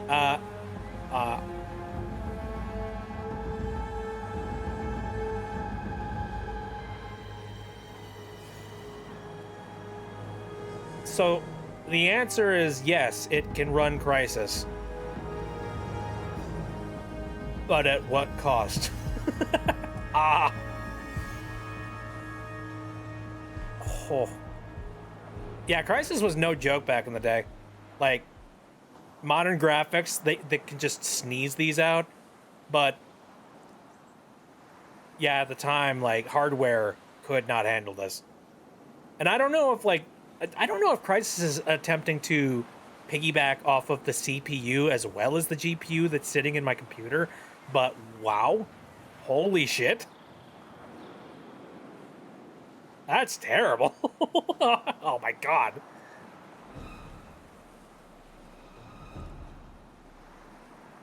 Actually, no, it shouldn't be. Like, this is specifically a GPU test. Like, they have a dedicated CPU test, and the CPU test is complete garbage. So, like, I would like to think that they are strictly and only covering stuff related to the GPU in this, but I don't know. I don't need to hear the fan to know it's blaring up. Oh, the poor laptop over here. Okay, I'll put you out of your misery. There we go. It's okay. Nothing will hurt you anymore. Good lord. I think we've hit our limit. I mean, okay, so our limit seems to be there are certain, like, you know, Xbox 360 era games, especially like the super, like, you know, 3D graphically intensive stuff that just aren't gonna play on this. Crisis is an absolute no. Chip Flake, like, I guess is tolerable, I suppose. Pretty sure Octodad works perfectly fine, though. Silk Song is actually, like, a breeze. It's freaking great. Splinter Cell works fine, so I imagine that if I played other games from the era of, like, the OG Xbox, I'm pretty sure they would probably work perfectly fine on this laptop. Which is kind of freaking cool if you think about it. Because technically speaking, like, there's a lot of really good games from that era that would be great to play on the go. So, you know, PS1 would soar on it. I would argue that PS2 would soar on it. I'm a little bit worried about, like, emulation, though, because emulation tends to require a little bit more hardware utilization to, like, emulate and fake another set of hardware, you know? So, you know, I think this thing will actually do really well if you were to throw some games on it and play them on the go. And that's great. And in general, like I mentioned before, if I actually did have the hardware necessary to run video games, I could potentially run 404 different video games on this hardware. Like, I could, and that's freaking awesome. You know, if I had a, like, computer, a full-on beefy computer that was capable of running stuff like this, yeah, I could. And the possibility of that existing is pretty awesome, I would say. It's just a darn shame that, like, if PS1 can run on my laptop from 2009 seamlessly with 4 gigabytes of RAM, then it can emulate much, much more games. Yeah, okay. Maybe I should try an emulator or two at some point along the lines here with this computer. I'll have to think about that. So it's just a shame that, like, you know, SteamOS, like, SteamOS is pretty freaking good. Yeah, I've heard of DuckStation. I know that exists. No, it's just a shame that, like, as nice as it is to be able to run all of this, like, all these games and whatnot on SteamOS, the one thing that I'm not really keen on is the fact that the interface, it's not the sluggishness that I have a problem with. It's the fact that I'm not going to be using this for my day-to-day regular basis stuff. You know, you're just not going to do that. You know, try pulling up a Word document in, you know, SteamOS, raw SteamOS. That doesn't make a hell of a lot of sense. So, yeah, it would be really nice if SteamOS did something like packed in a separate desktop mode to allow you to be able to perhaps, like, do some other things on your devices with a computer interface that is more comfortable for stuff like that.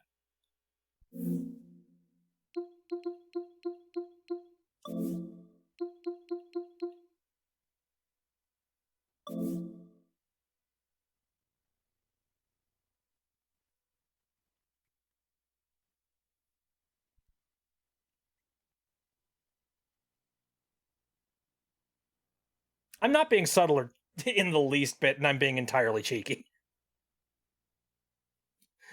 So, hello, welcome to KDE.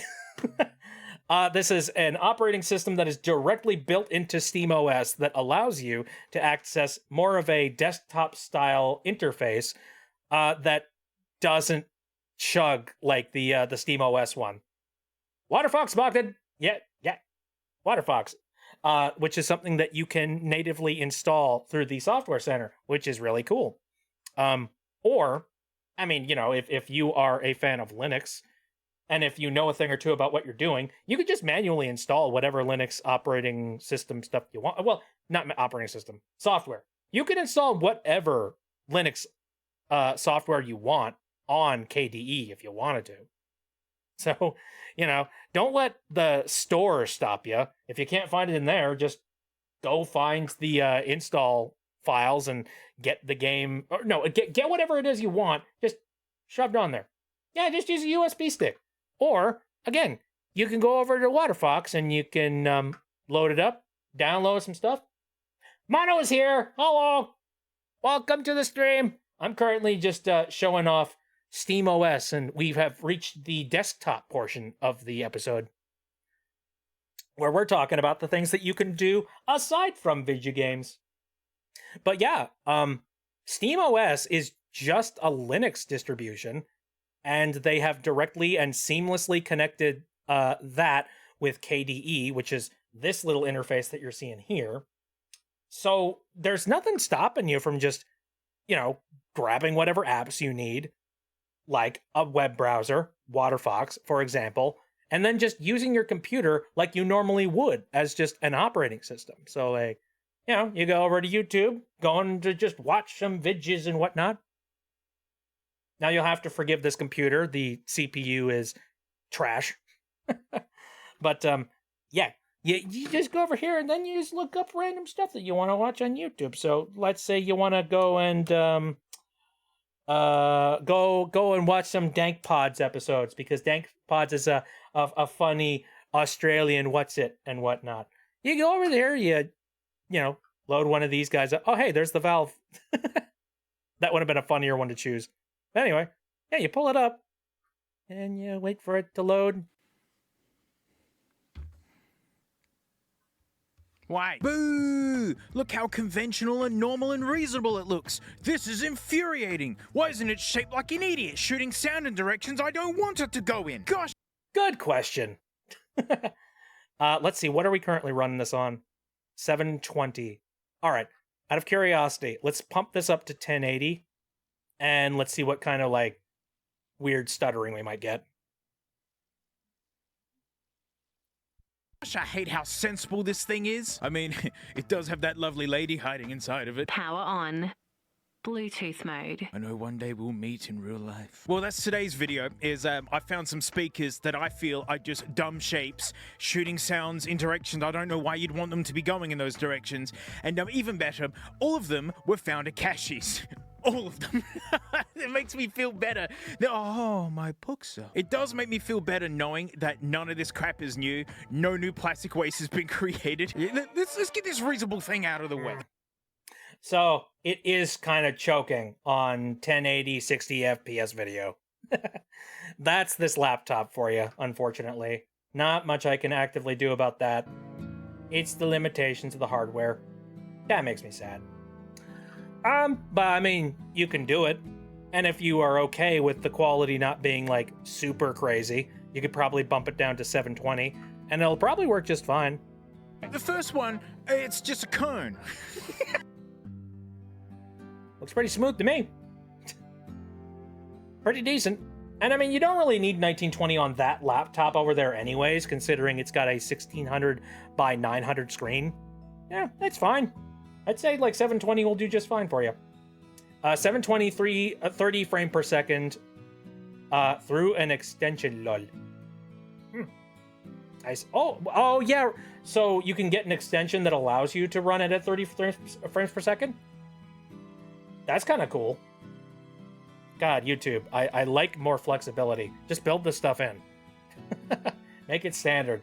Don't just assume that I've got the best hardware on the face of the planet. So yeah, that stuff works. Also, I have preloaded this thing with a bunch of, like, you know, random videos that I happen to have sitting around.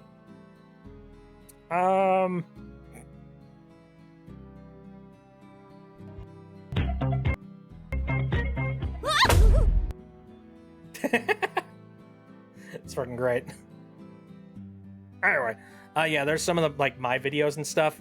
I have this folder right here for movies, and for the sake of not making like, you know, some Hollywood industry asshole mad, we're not going to look at that.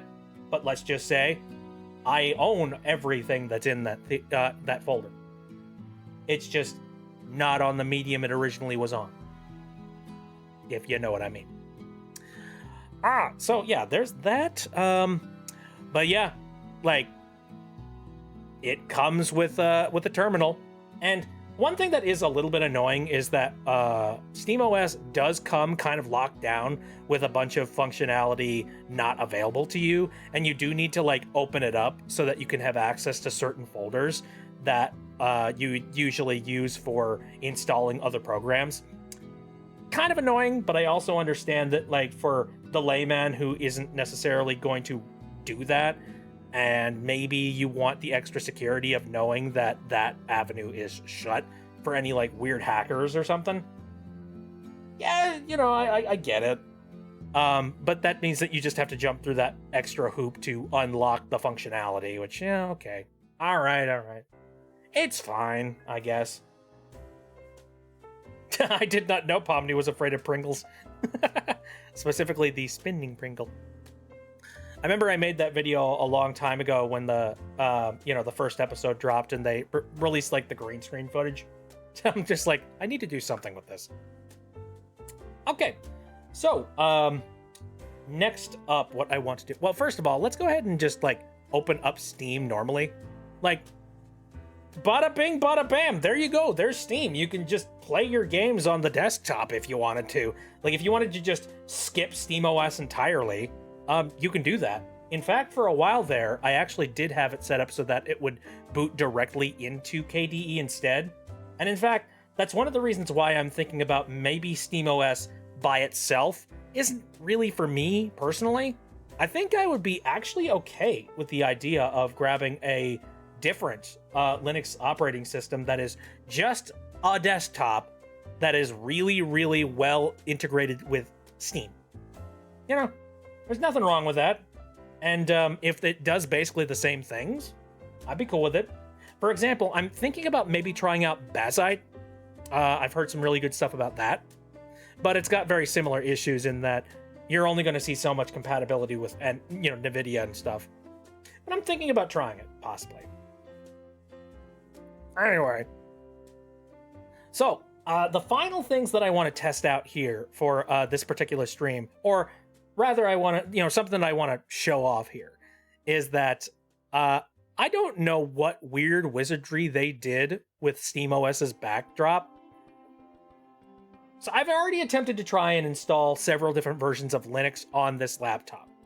And for those versions, I was attempting to do this one thing. I'm sure a lot of you probably know. Oh, One Dumb says, I would sing praises for Ubuntu, my beautiful orange. I've tried Ubuntu a couple of times.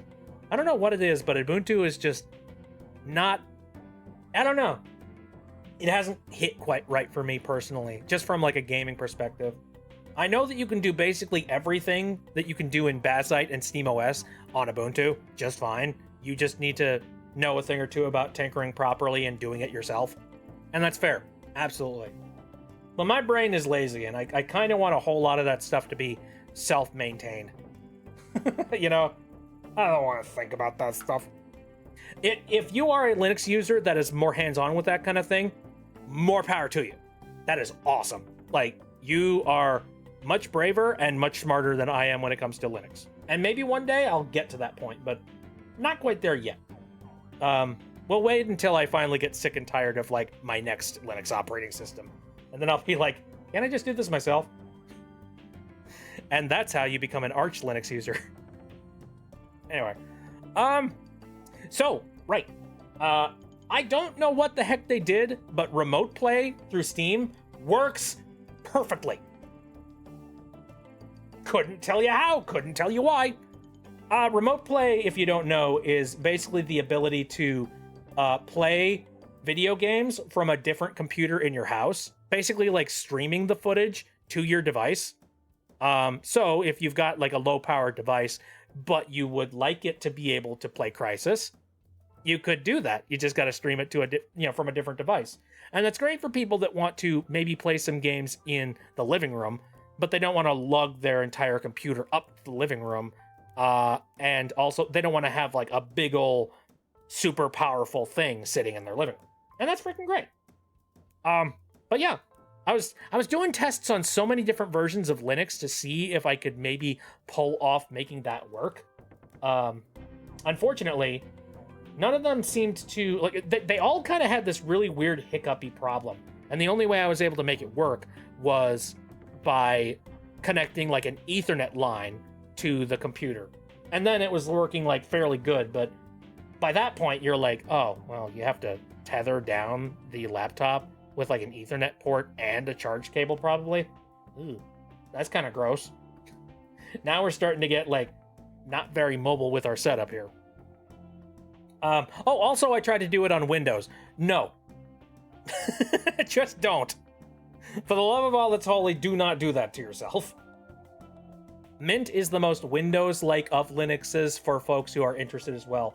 I haven't tried Mint just yet. I have tried, I think, like versions of Debian. I have tried Ubuntu and well, SteamOS, obviously. Probably some other ones I've tried too, but I'm just forgetting them. But maybe Mint is you know, up there for me. Maybe I should give that a shot at some point. Anyway, so I'm just gonna show off the fact that, like, you know, remote play is actually doable. Hey, so let me go into here and let's try.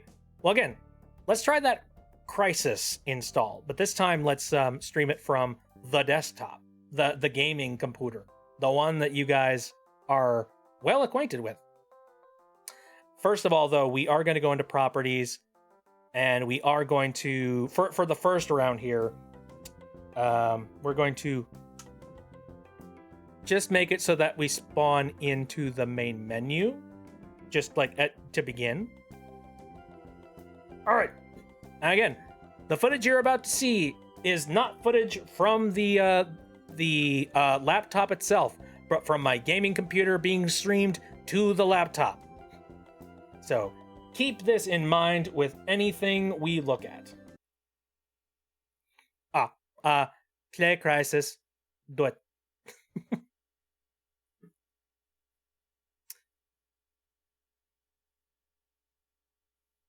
Hopefully things will also boot up faster, just because it is running natively on a Windows machine right now.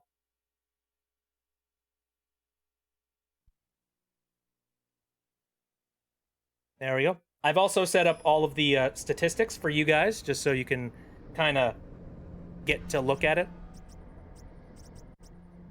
All right. Get out of here. Go into the options, system settings, graphics. Let's pump out those numbers, eh? Let's bring it up to 1920 by 1080. Anti-aliasing, heck yes. I don't think we need VSync. Here, let's very high.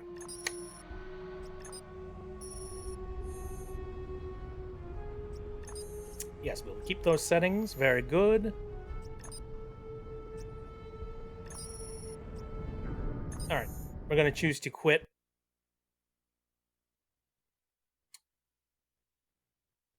All right, settings are now primed. We're going to go to properties. We're going to turn off dev mode. Now let's stream it. So this should be Crysis at full power via my computer that I am streaming from. Or not. Hold on a second.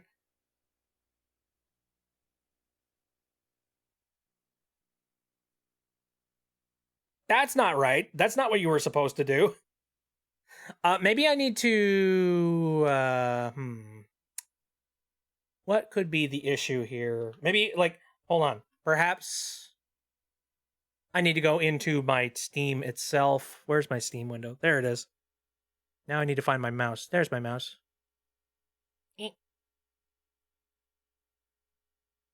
All right, got it. I'm gonna guess that I probably need to go into here manually and mess around with the controls for that. Okay, let's go into the remote play test. Let's open up properties. Ah, yes, okay, so the command isn't even there. So let me type that in real quick. Real quick. Hold on.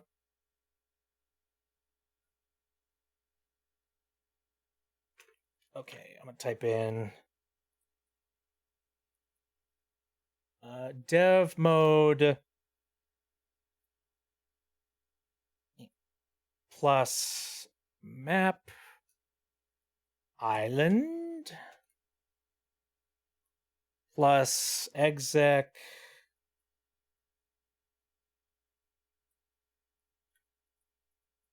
benchmark GPU. There we go.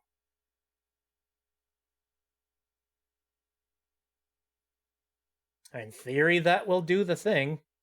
That'll do the do. All right. Kick that out. And now let's stream it. If it don't work now, I don't know what to do. We'll see. We'll see. We'll see what goes on. And hey, it's working.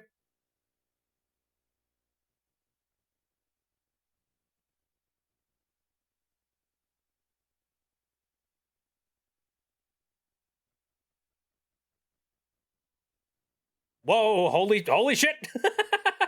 There it goes. Whee! It was a little bit stuttery at first, but yeah, we are going like, Wile E. Coyote. Like Zoink Scoob. We gotta get out of here. Row. Whoop, whoop, whoop, whoop, whoop, whoop. Oh, it goes so fast. Look at it. Holy shit. Yeah, no, that's the power of running Crisis on a 5070. Jesus Christ. Oh boy. And I mean, like, you can definitely tell that, like, there are certain elements of Crisis that have not aged really well in the modern era. Like, for example, there's a lot of like weird rock pop in that you can definitely tell, if you're paying a little bit too much attention. Ugh. But like, it still looks pretty good. Not gonna lie. Okay, well, we're gonna here, hold escape for the remote section. Okay, can you stop the game, please? Get me off of this crazy train. Okay, there we go.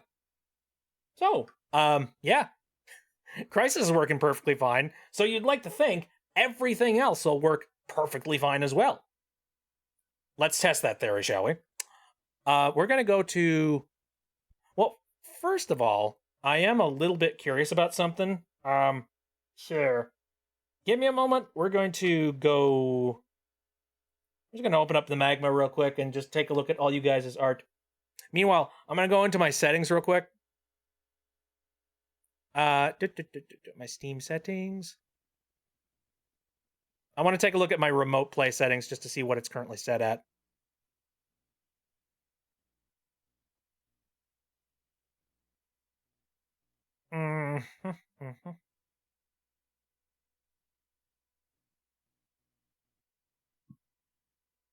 Gotta go sleep. Ciao. May your laptop not explode.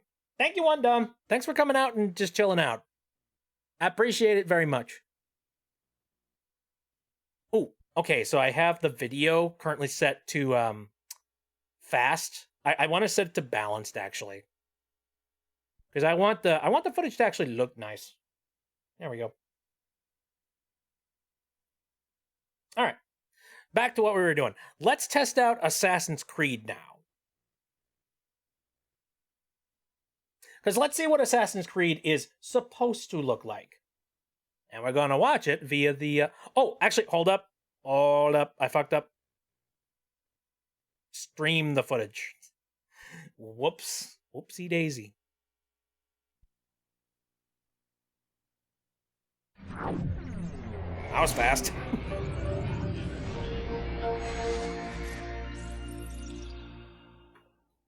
Boy, my hands just don't want to track today.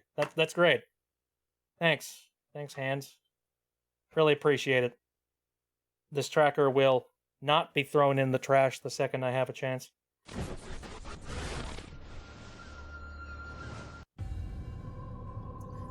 Now you will notice, like, while watching, while playing this game, you can tell that there's like an interesting amount of fuzz on all the footage. You know, it's definitely not super ridiculously high def or high quality.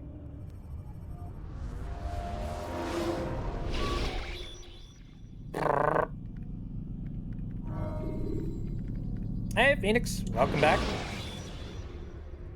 Ooh.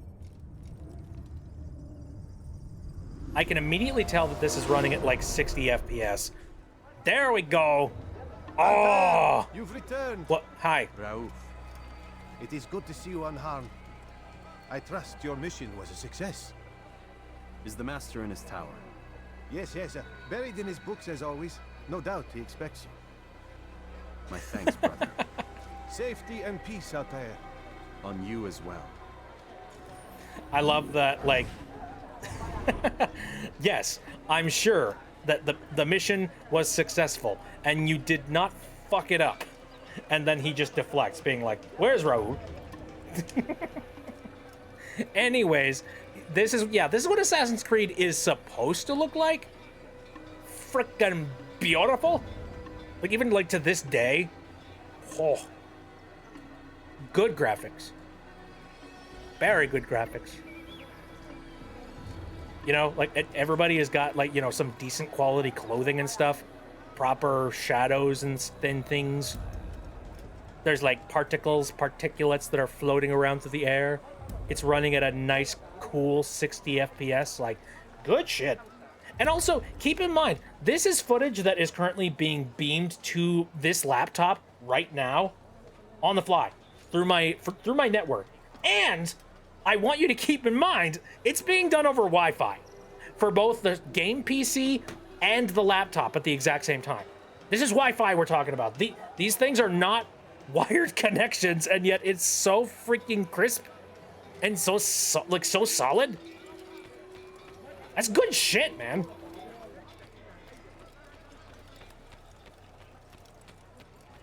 I could totally see this being like the perfect solution for, you know, like in the event I wanted to take my laptop up to the living room and just sort of like chill out over there while also playing like super high quality video game stuff. Like, that's good.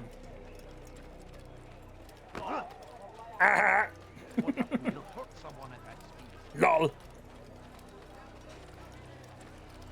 I love being in this town because nobody cares what I do. Although, if I were to kill any guards, I do wonder whether or not they would get pissed at me. I forget. I don't know. Anyway, we're gonna exit the memory. Oh yeah, like look at the, there's so minimal input lag. Like, oh, it's glorious. I love it. All right. Exit the moose. Whoa. Yeah, it's even crisper out here too. I think I was running like maybe 30 frames per second before, but like, yeah, we're cruising at a nice 60 now. I can see like the quality in his face. Don't make this complicated. Sit down on the Animus and let's get started. Go fuck yourself, old man. All right.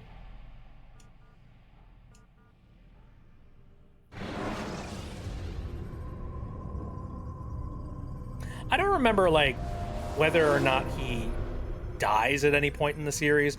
Frickin' hope so. Dude's an absolute scumbag.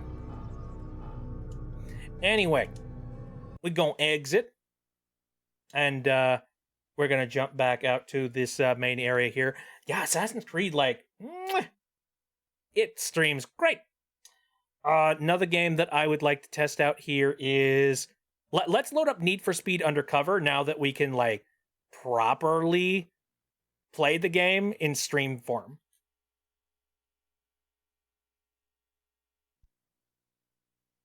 You can argue that, like, all right, so technically you can play Assassin's Creed, but the picture doesn't really change all that much, you know? Not as dynamic.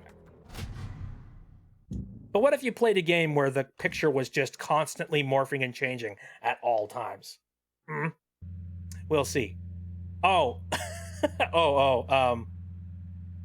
This is my gaming PC save. Oh, yeah. I'm a little farther along in the game. Just a little.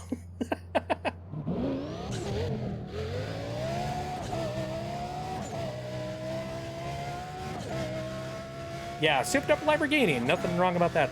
And also, now some would argue that the extra effects added to the game through, you know, all the filters and all like the bloom and all of that stuff. Some would say that this reeks of disgusting HD like brown slop of the like Xbox 360 era. You know, where everything just had to have like a brown tinge to it. I will not deny that, yes, there is a little bit of that going on, but I don't think you can deny that, like, this definitely does look better than what the other picture was, you know what I mean? Oh, balls. Hi, policeman! Shit! Ah! Oh, damn. Give me a second, I can escape. In theory. Oh, okay, all right. The frames are kind of going a little bit nuts there. Good test. So it does cut out a little bit.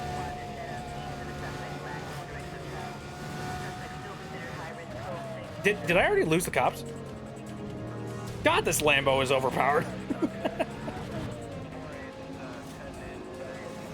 I wonder what the hang-up was. What the heck was causing all those spikes? Weird. Anyway, so that was a nice test. It's not super ridiculously perfect, but, like, I think it'll do in a pinch. There we go. So I like that. I am curious, like, if I were to have these being wired connection, like, would that make it a little bit better? Maybe. Possibly. Super curious. All right. Now, I think we're going to make this the last thing of the night, just because I kind of want to test this out, and I want to see whether or not it actually works. Cyberpunk 2077. Oh, yeah. So this is a game, in no way, shape, or form would this ever work on the laptop. No way in hell. I'm not even going to try it. I'm not even going to humor it. I'm kind of curious, actually, now that I think about it. Shit. Oh, wait.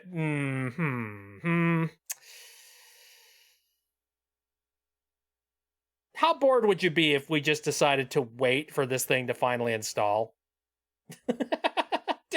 Do you think that Cyberpunk would, like... Do you think the laptop would, like, cry out in pain and anguish if I tried to run Cyberpunk on it? Fuck it, I'm doing it. Let's install it. Yes, I won't kill your dad. There you go. All right, I've got fairly decent internet, so it shouldn't take too long to install it, but yeah. Stopping download. Hello? What? Oh, wait, starting download? Come on now. Ooh. Oh, wait, is it downloading via my network? It probably is, actually, now that I think about it. How's my frame drop, by the way, is it? I'm not dropping anything, am I? Oh. Ooh.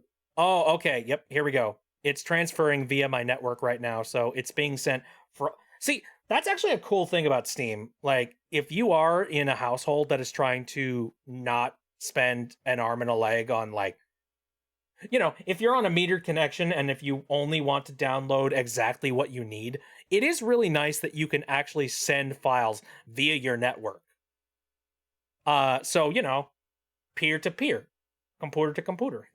You don't need to constantly keep taking from the Steam's, you know, from Steam's. I think it's beneficial in a lot of different ways. You know, Steam doesn't have to expend a whole bunch of extra server power in order to send a game to you over and over and over again. And then also, like, you don't have to worry about downloading a colossal amount of data through whatever metered connection you have. Like, I think that's kind of nice. Though I do notice that we are only sitting at 1% complete. 35.6 megabytes per second currently downloading. Oof. I'm gonna go check the extra details of this real quick. You know, this hurts me because I'm gonna go through all this effort to download this freaking game, and at the end of the day, it's not gonna run. It's gonna be shit. It's like putting in a whole bunch of effort to, like, you know, it's like doing the dishes and doing a really good job of doing the dishes when you know that when you're done doing the dishes, they're just gonna get really, really rowdy and messed up by a bunch of your, like, you know, everybody in your household is just gonna, like, dirty them up and make them disgusting later. And anyway, okay, so interesting. This thing is not downloading very fast. Question: what would happen if I? Because right now it is currently. Where is it currently transferring from? Oh, don't I know that too well? You're just like, yay, I did it! I did all this yard work!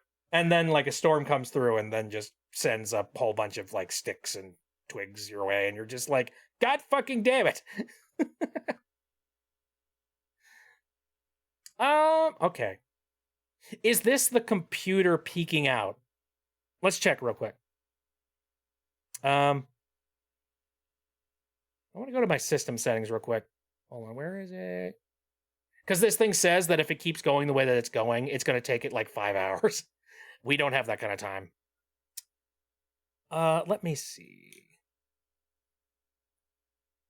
Let me look up, like, the resource monitor. Here. System monitor. Where's our bottleneck? Is it the network?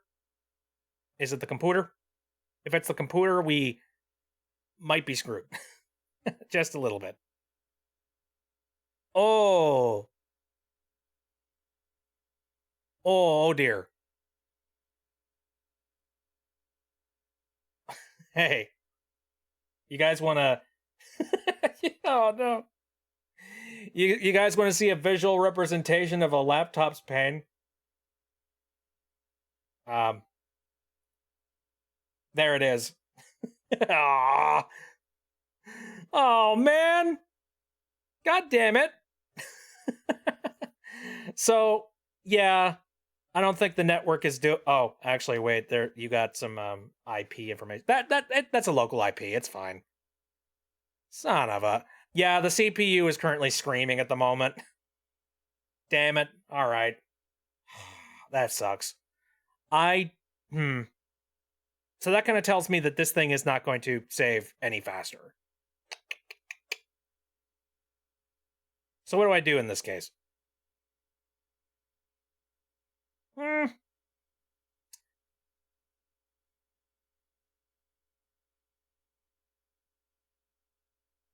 Here, pause and download.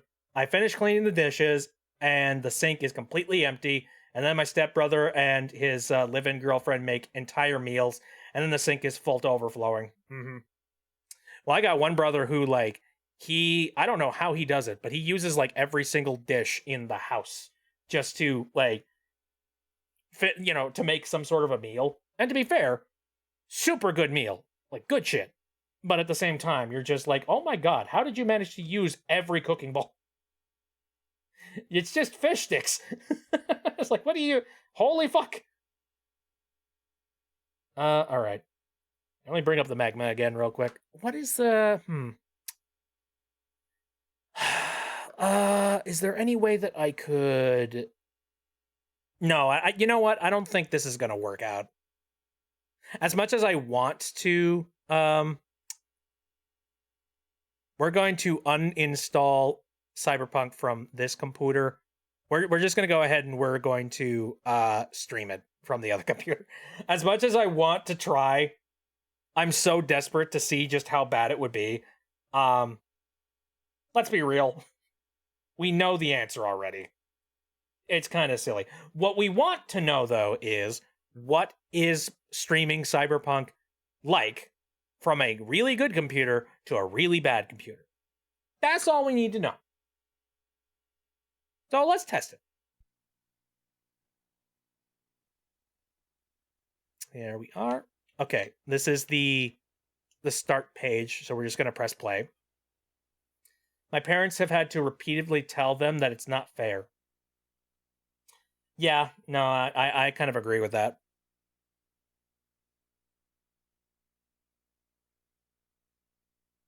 Okay, come on, you gonna run? You gonna do the dooley do? Oh, there we go.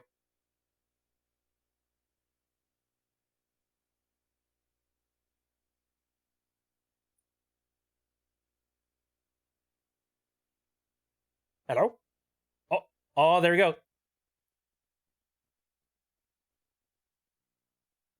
Oh. Oh. Oh, Jai. Oh, by the way, yeah, epilepsy warning. This game does flash up a lot of stupid visual stuff, so you've been warned.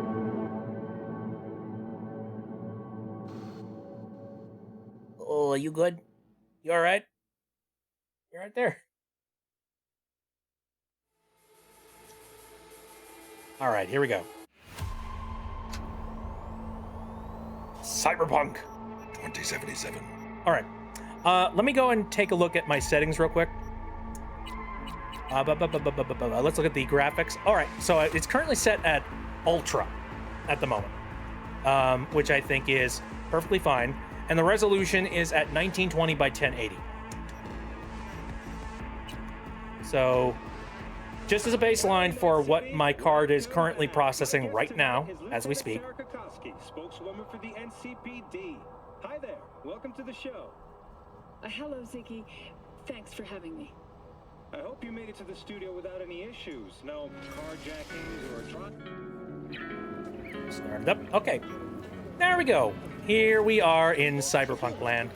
And it's kind of difficult to tell from just visually, like, you know, watching the screen and whatnot, but there is input delay. And I'm talking significant input delay. To give you an idea of what I'm talking about here, I'm gonna tap the control stick.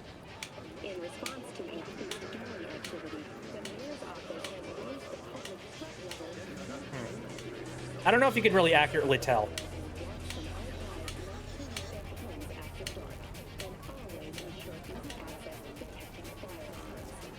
Yeah, it kind of looks like my audio is delayed a little bit on the screen too. But anyway, what I can tell you is that there is input delay, and it is just enough that an FPS is not really, or you know, at least this FPS isn't really possible. For me, anyway. I just, it feels gross. You know, there's way too much lag for that to work. Now, that being said, though, I do want to make some slight adjustments to the settings and see if maybe that would help it. Because, you know, we're on ultra settings. Maybe by, like, bumping it down a little bit, it'll be better. And conveniently, they actually happen to have a Steam Deck setting. I'm curious. Like, would that make it work? Nope. Not really. All right. Well, what if you went, like, absolute bare minimum? All the way down to low.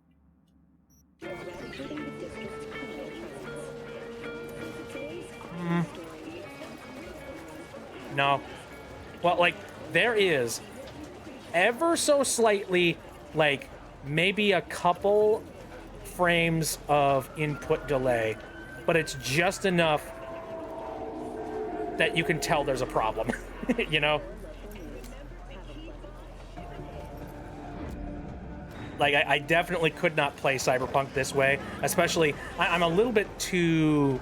Oh, good lord, I'm not gonna look at that. Anyway. I don't know, I'm a little bit spoiled with how Cyberpunk feels without the input delay, so I can't really do this. No. Can't do it, won't do it. And I have attempted to try and set it up so that it's on fast graphics instead of beautiful graphics. Or, like, you know, balanced. It doesn't really make much of a difference either.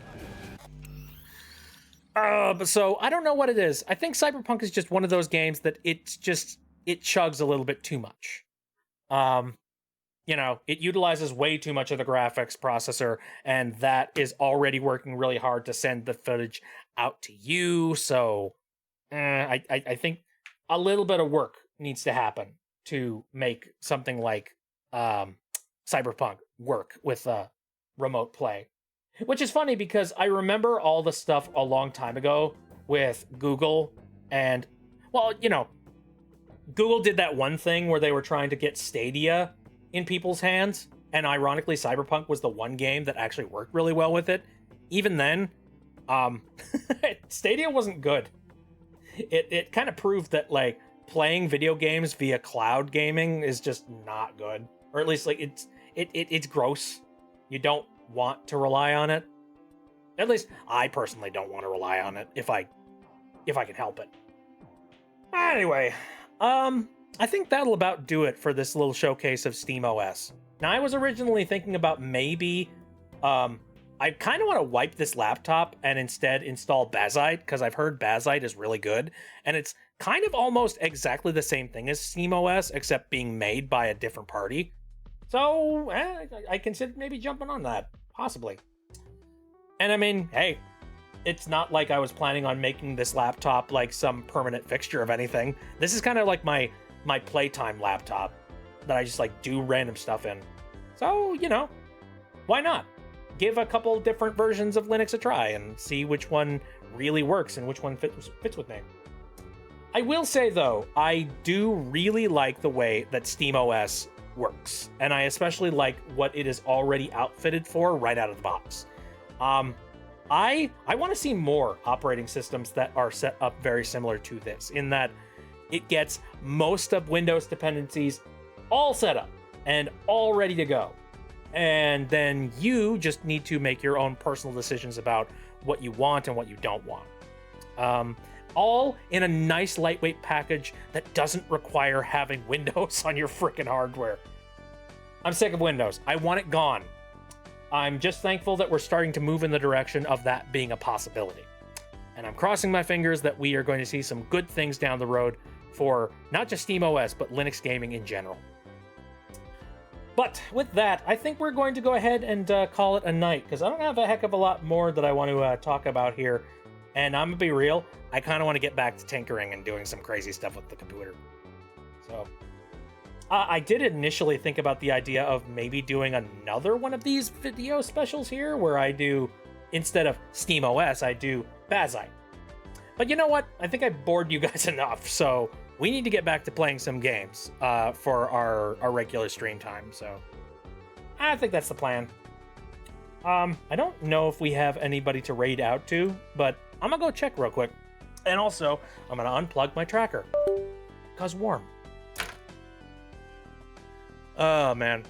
I said it before, I want to get a new set of hand trackers, and when I do, I'm immediately going to be so much happier, because I no longer have to have a cable strung up to my chair so that I can... It's a weird setup. Like, I have like an extension cable for a USB 3.0 that is strung up to my chair, and then I have a shorter cable that was bundled with the Leap Motion that I currently have that I use for capturing my hands, and I plug that shorter cable into that because it doesn't reach the computer, you know, otherwise. But it's just cumbersome, man. And all for tracking that, honestly, isn't even the best tracking that you can possibly have right now. Like, it's done the job. Don't get me wrong. I'm very thankful for it. It's done me good for the past like 5 or 7 years. It's just I've outgrown it, man. I need something different. All right, let me go and check Twitch and see if there is anything we want to raid out to, possibly. We'll see. Who's online? Who's doing stuff?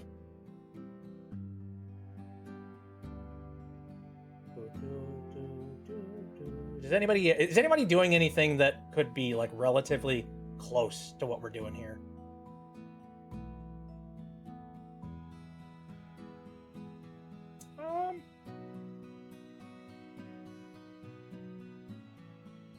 Puppet Proctor is currently online. Let's see what Puppet's currently up to.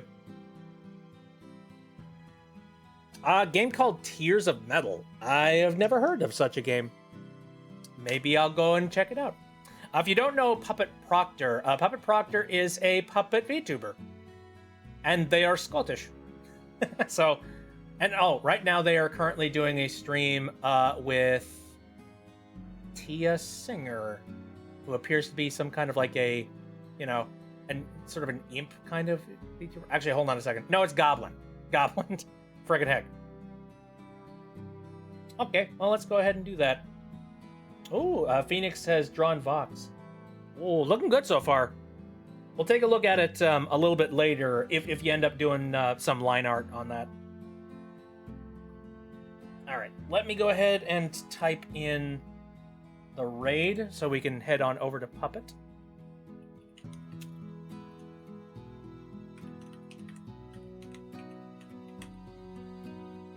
All right, there we go. I got the raid all set up and ready to go. Let me just do my regular outro stuff. Thank you guys very much for coming out and watching the stream. I appreciate you dealing with my nerdiness and all of my hyperfixation on computer hardware and software. You guys are deities for doing so, and I hope that maybe you learned something, or I hope that you were entertained by it. My stream schedule is Saturday, Sunday, and Wednesday, all of them starting at around 7 o'clock p.m. Central Time. The next game we're going to be doing, well, the next stream, I guess, is going to be Sunday, and we are going to just do a casual stream where we're just going to sit down, chill out, talk about random stuff, and we're probably going to nerd out on some kind of, I don't know, hyperfixation in media or something, probably. Oh, we'll see what happens. We tend to go off the rails a little bit on those particular days. And I also tend to have a call open, so if anybody wants to come in and poke at me, they can do it. All right, and then Wednesdays, we have been playing through, well, we just recently played Detective Grimoire, and we're going to be moving into the next game, which is Tangle Tower. So that's going to be happening next week, Wednesday. And then next Saturday, I have a couple of games that I'm thinking about. I kind of want to play Bubsy 4D. It's been out for a while, but I haven't played it yet. Like, I've been so in deep with the Silk Song garbage that, well, I shouldn't say garbage, that game was good.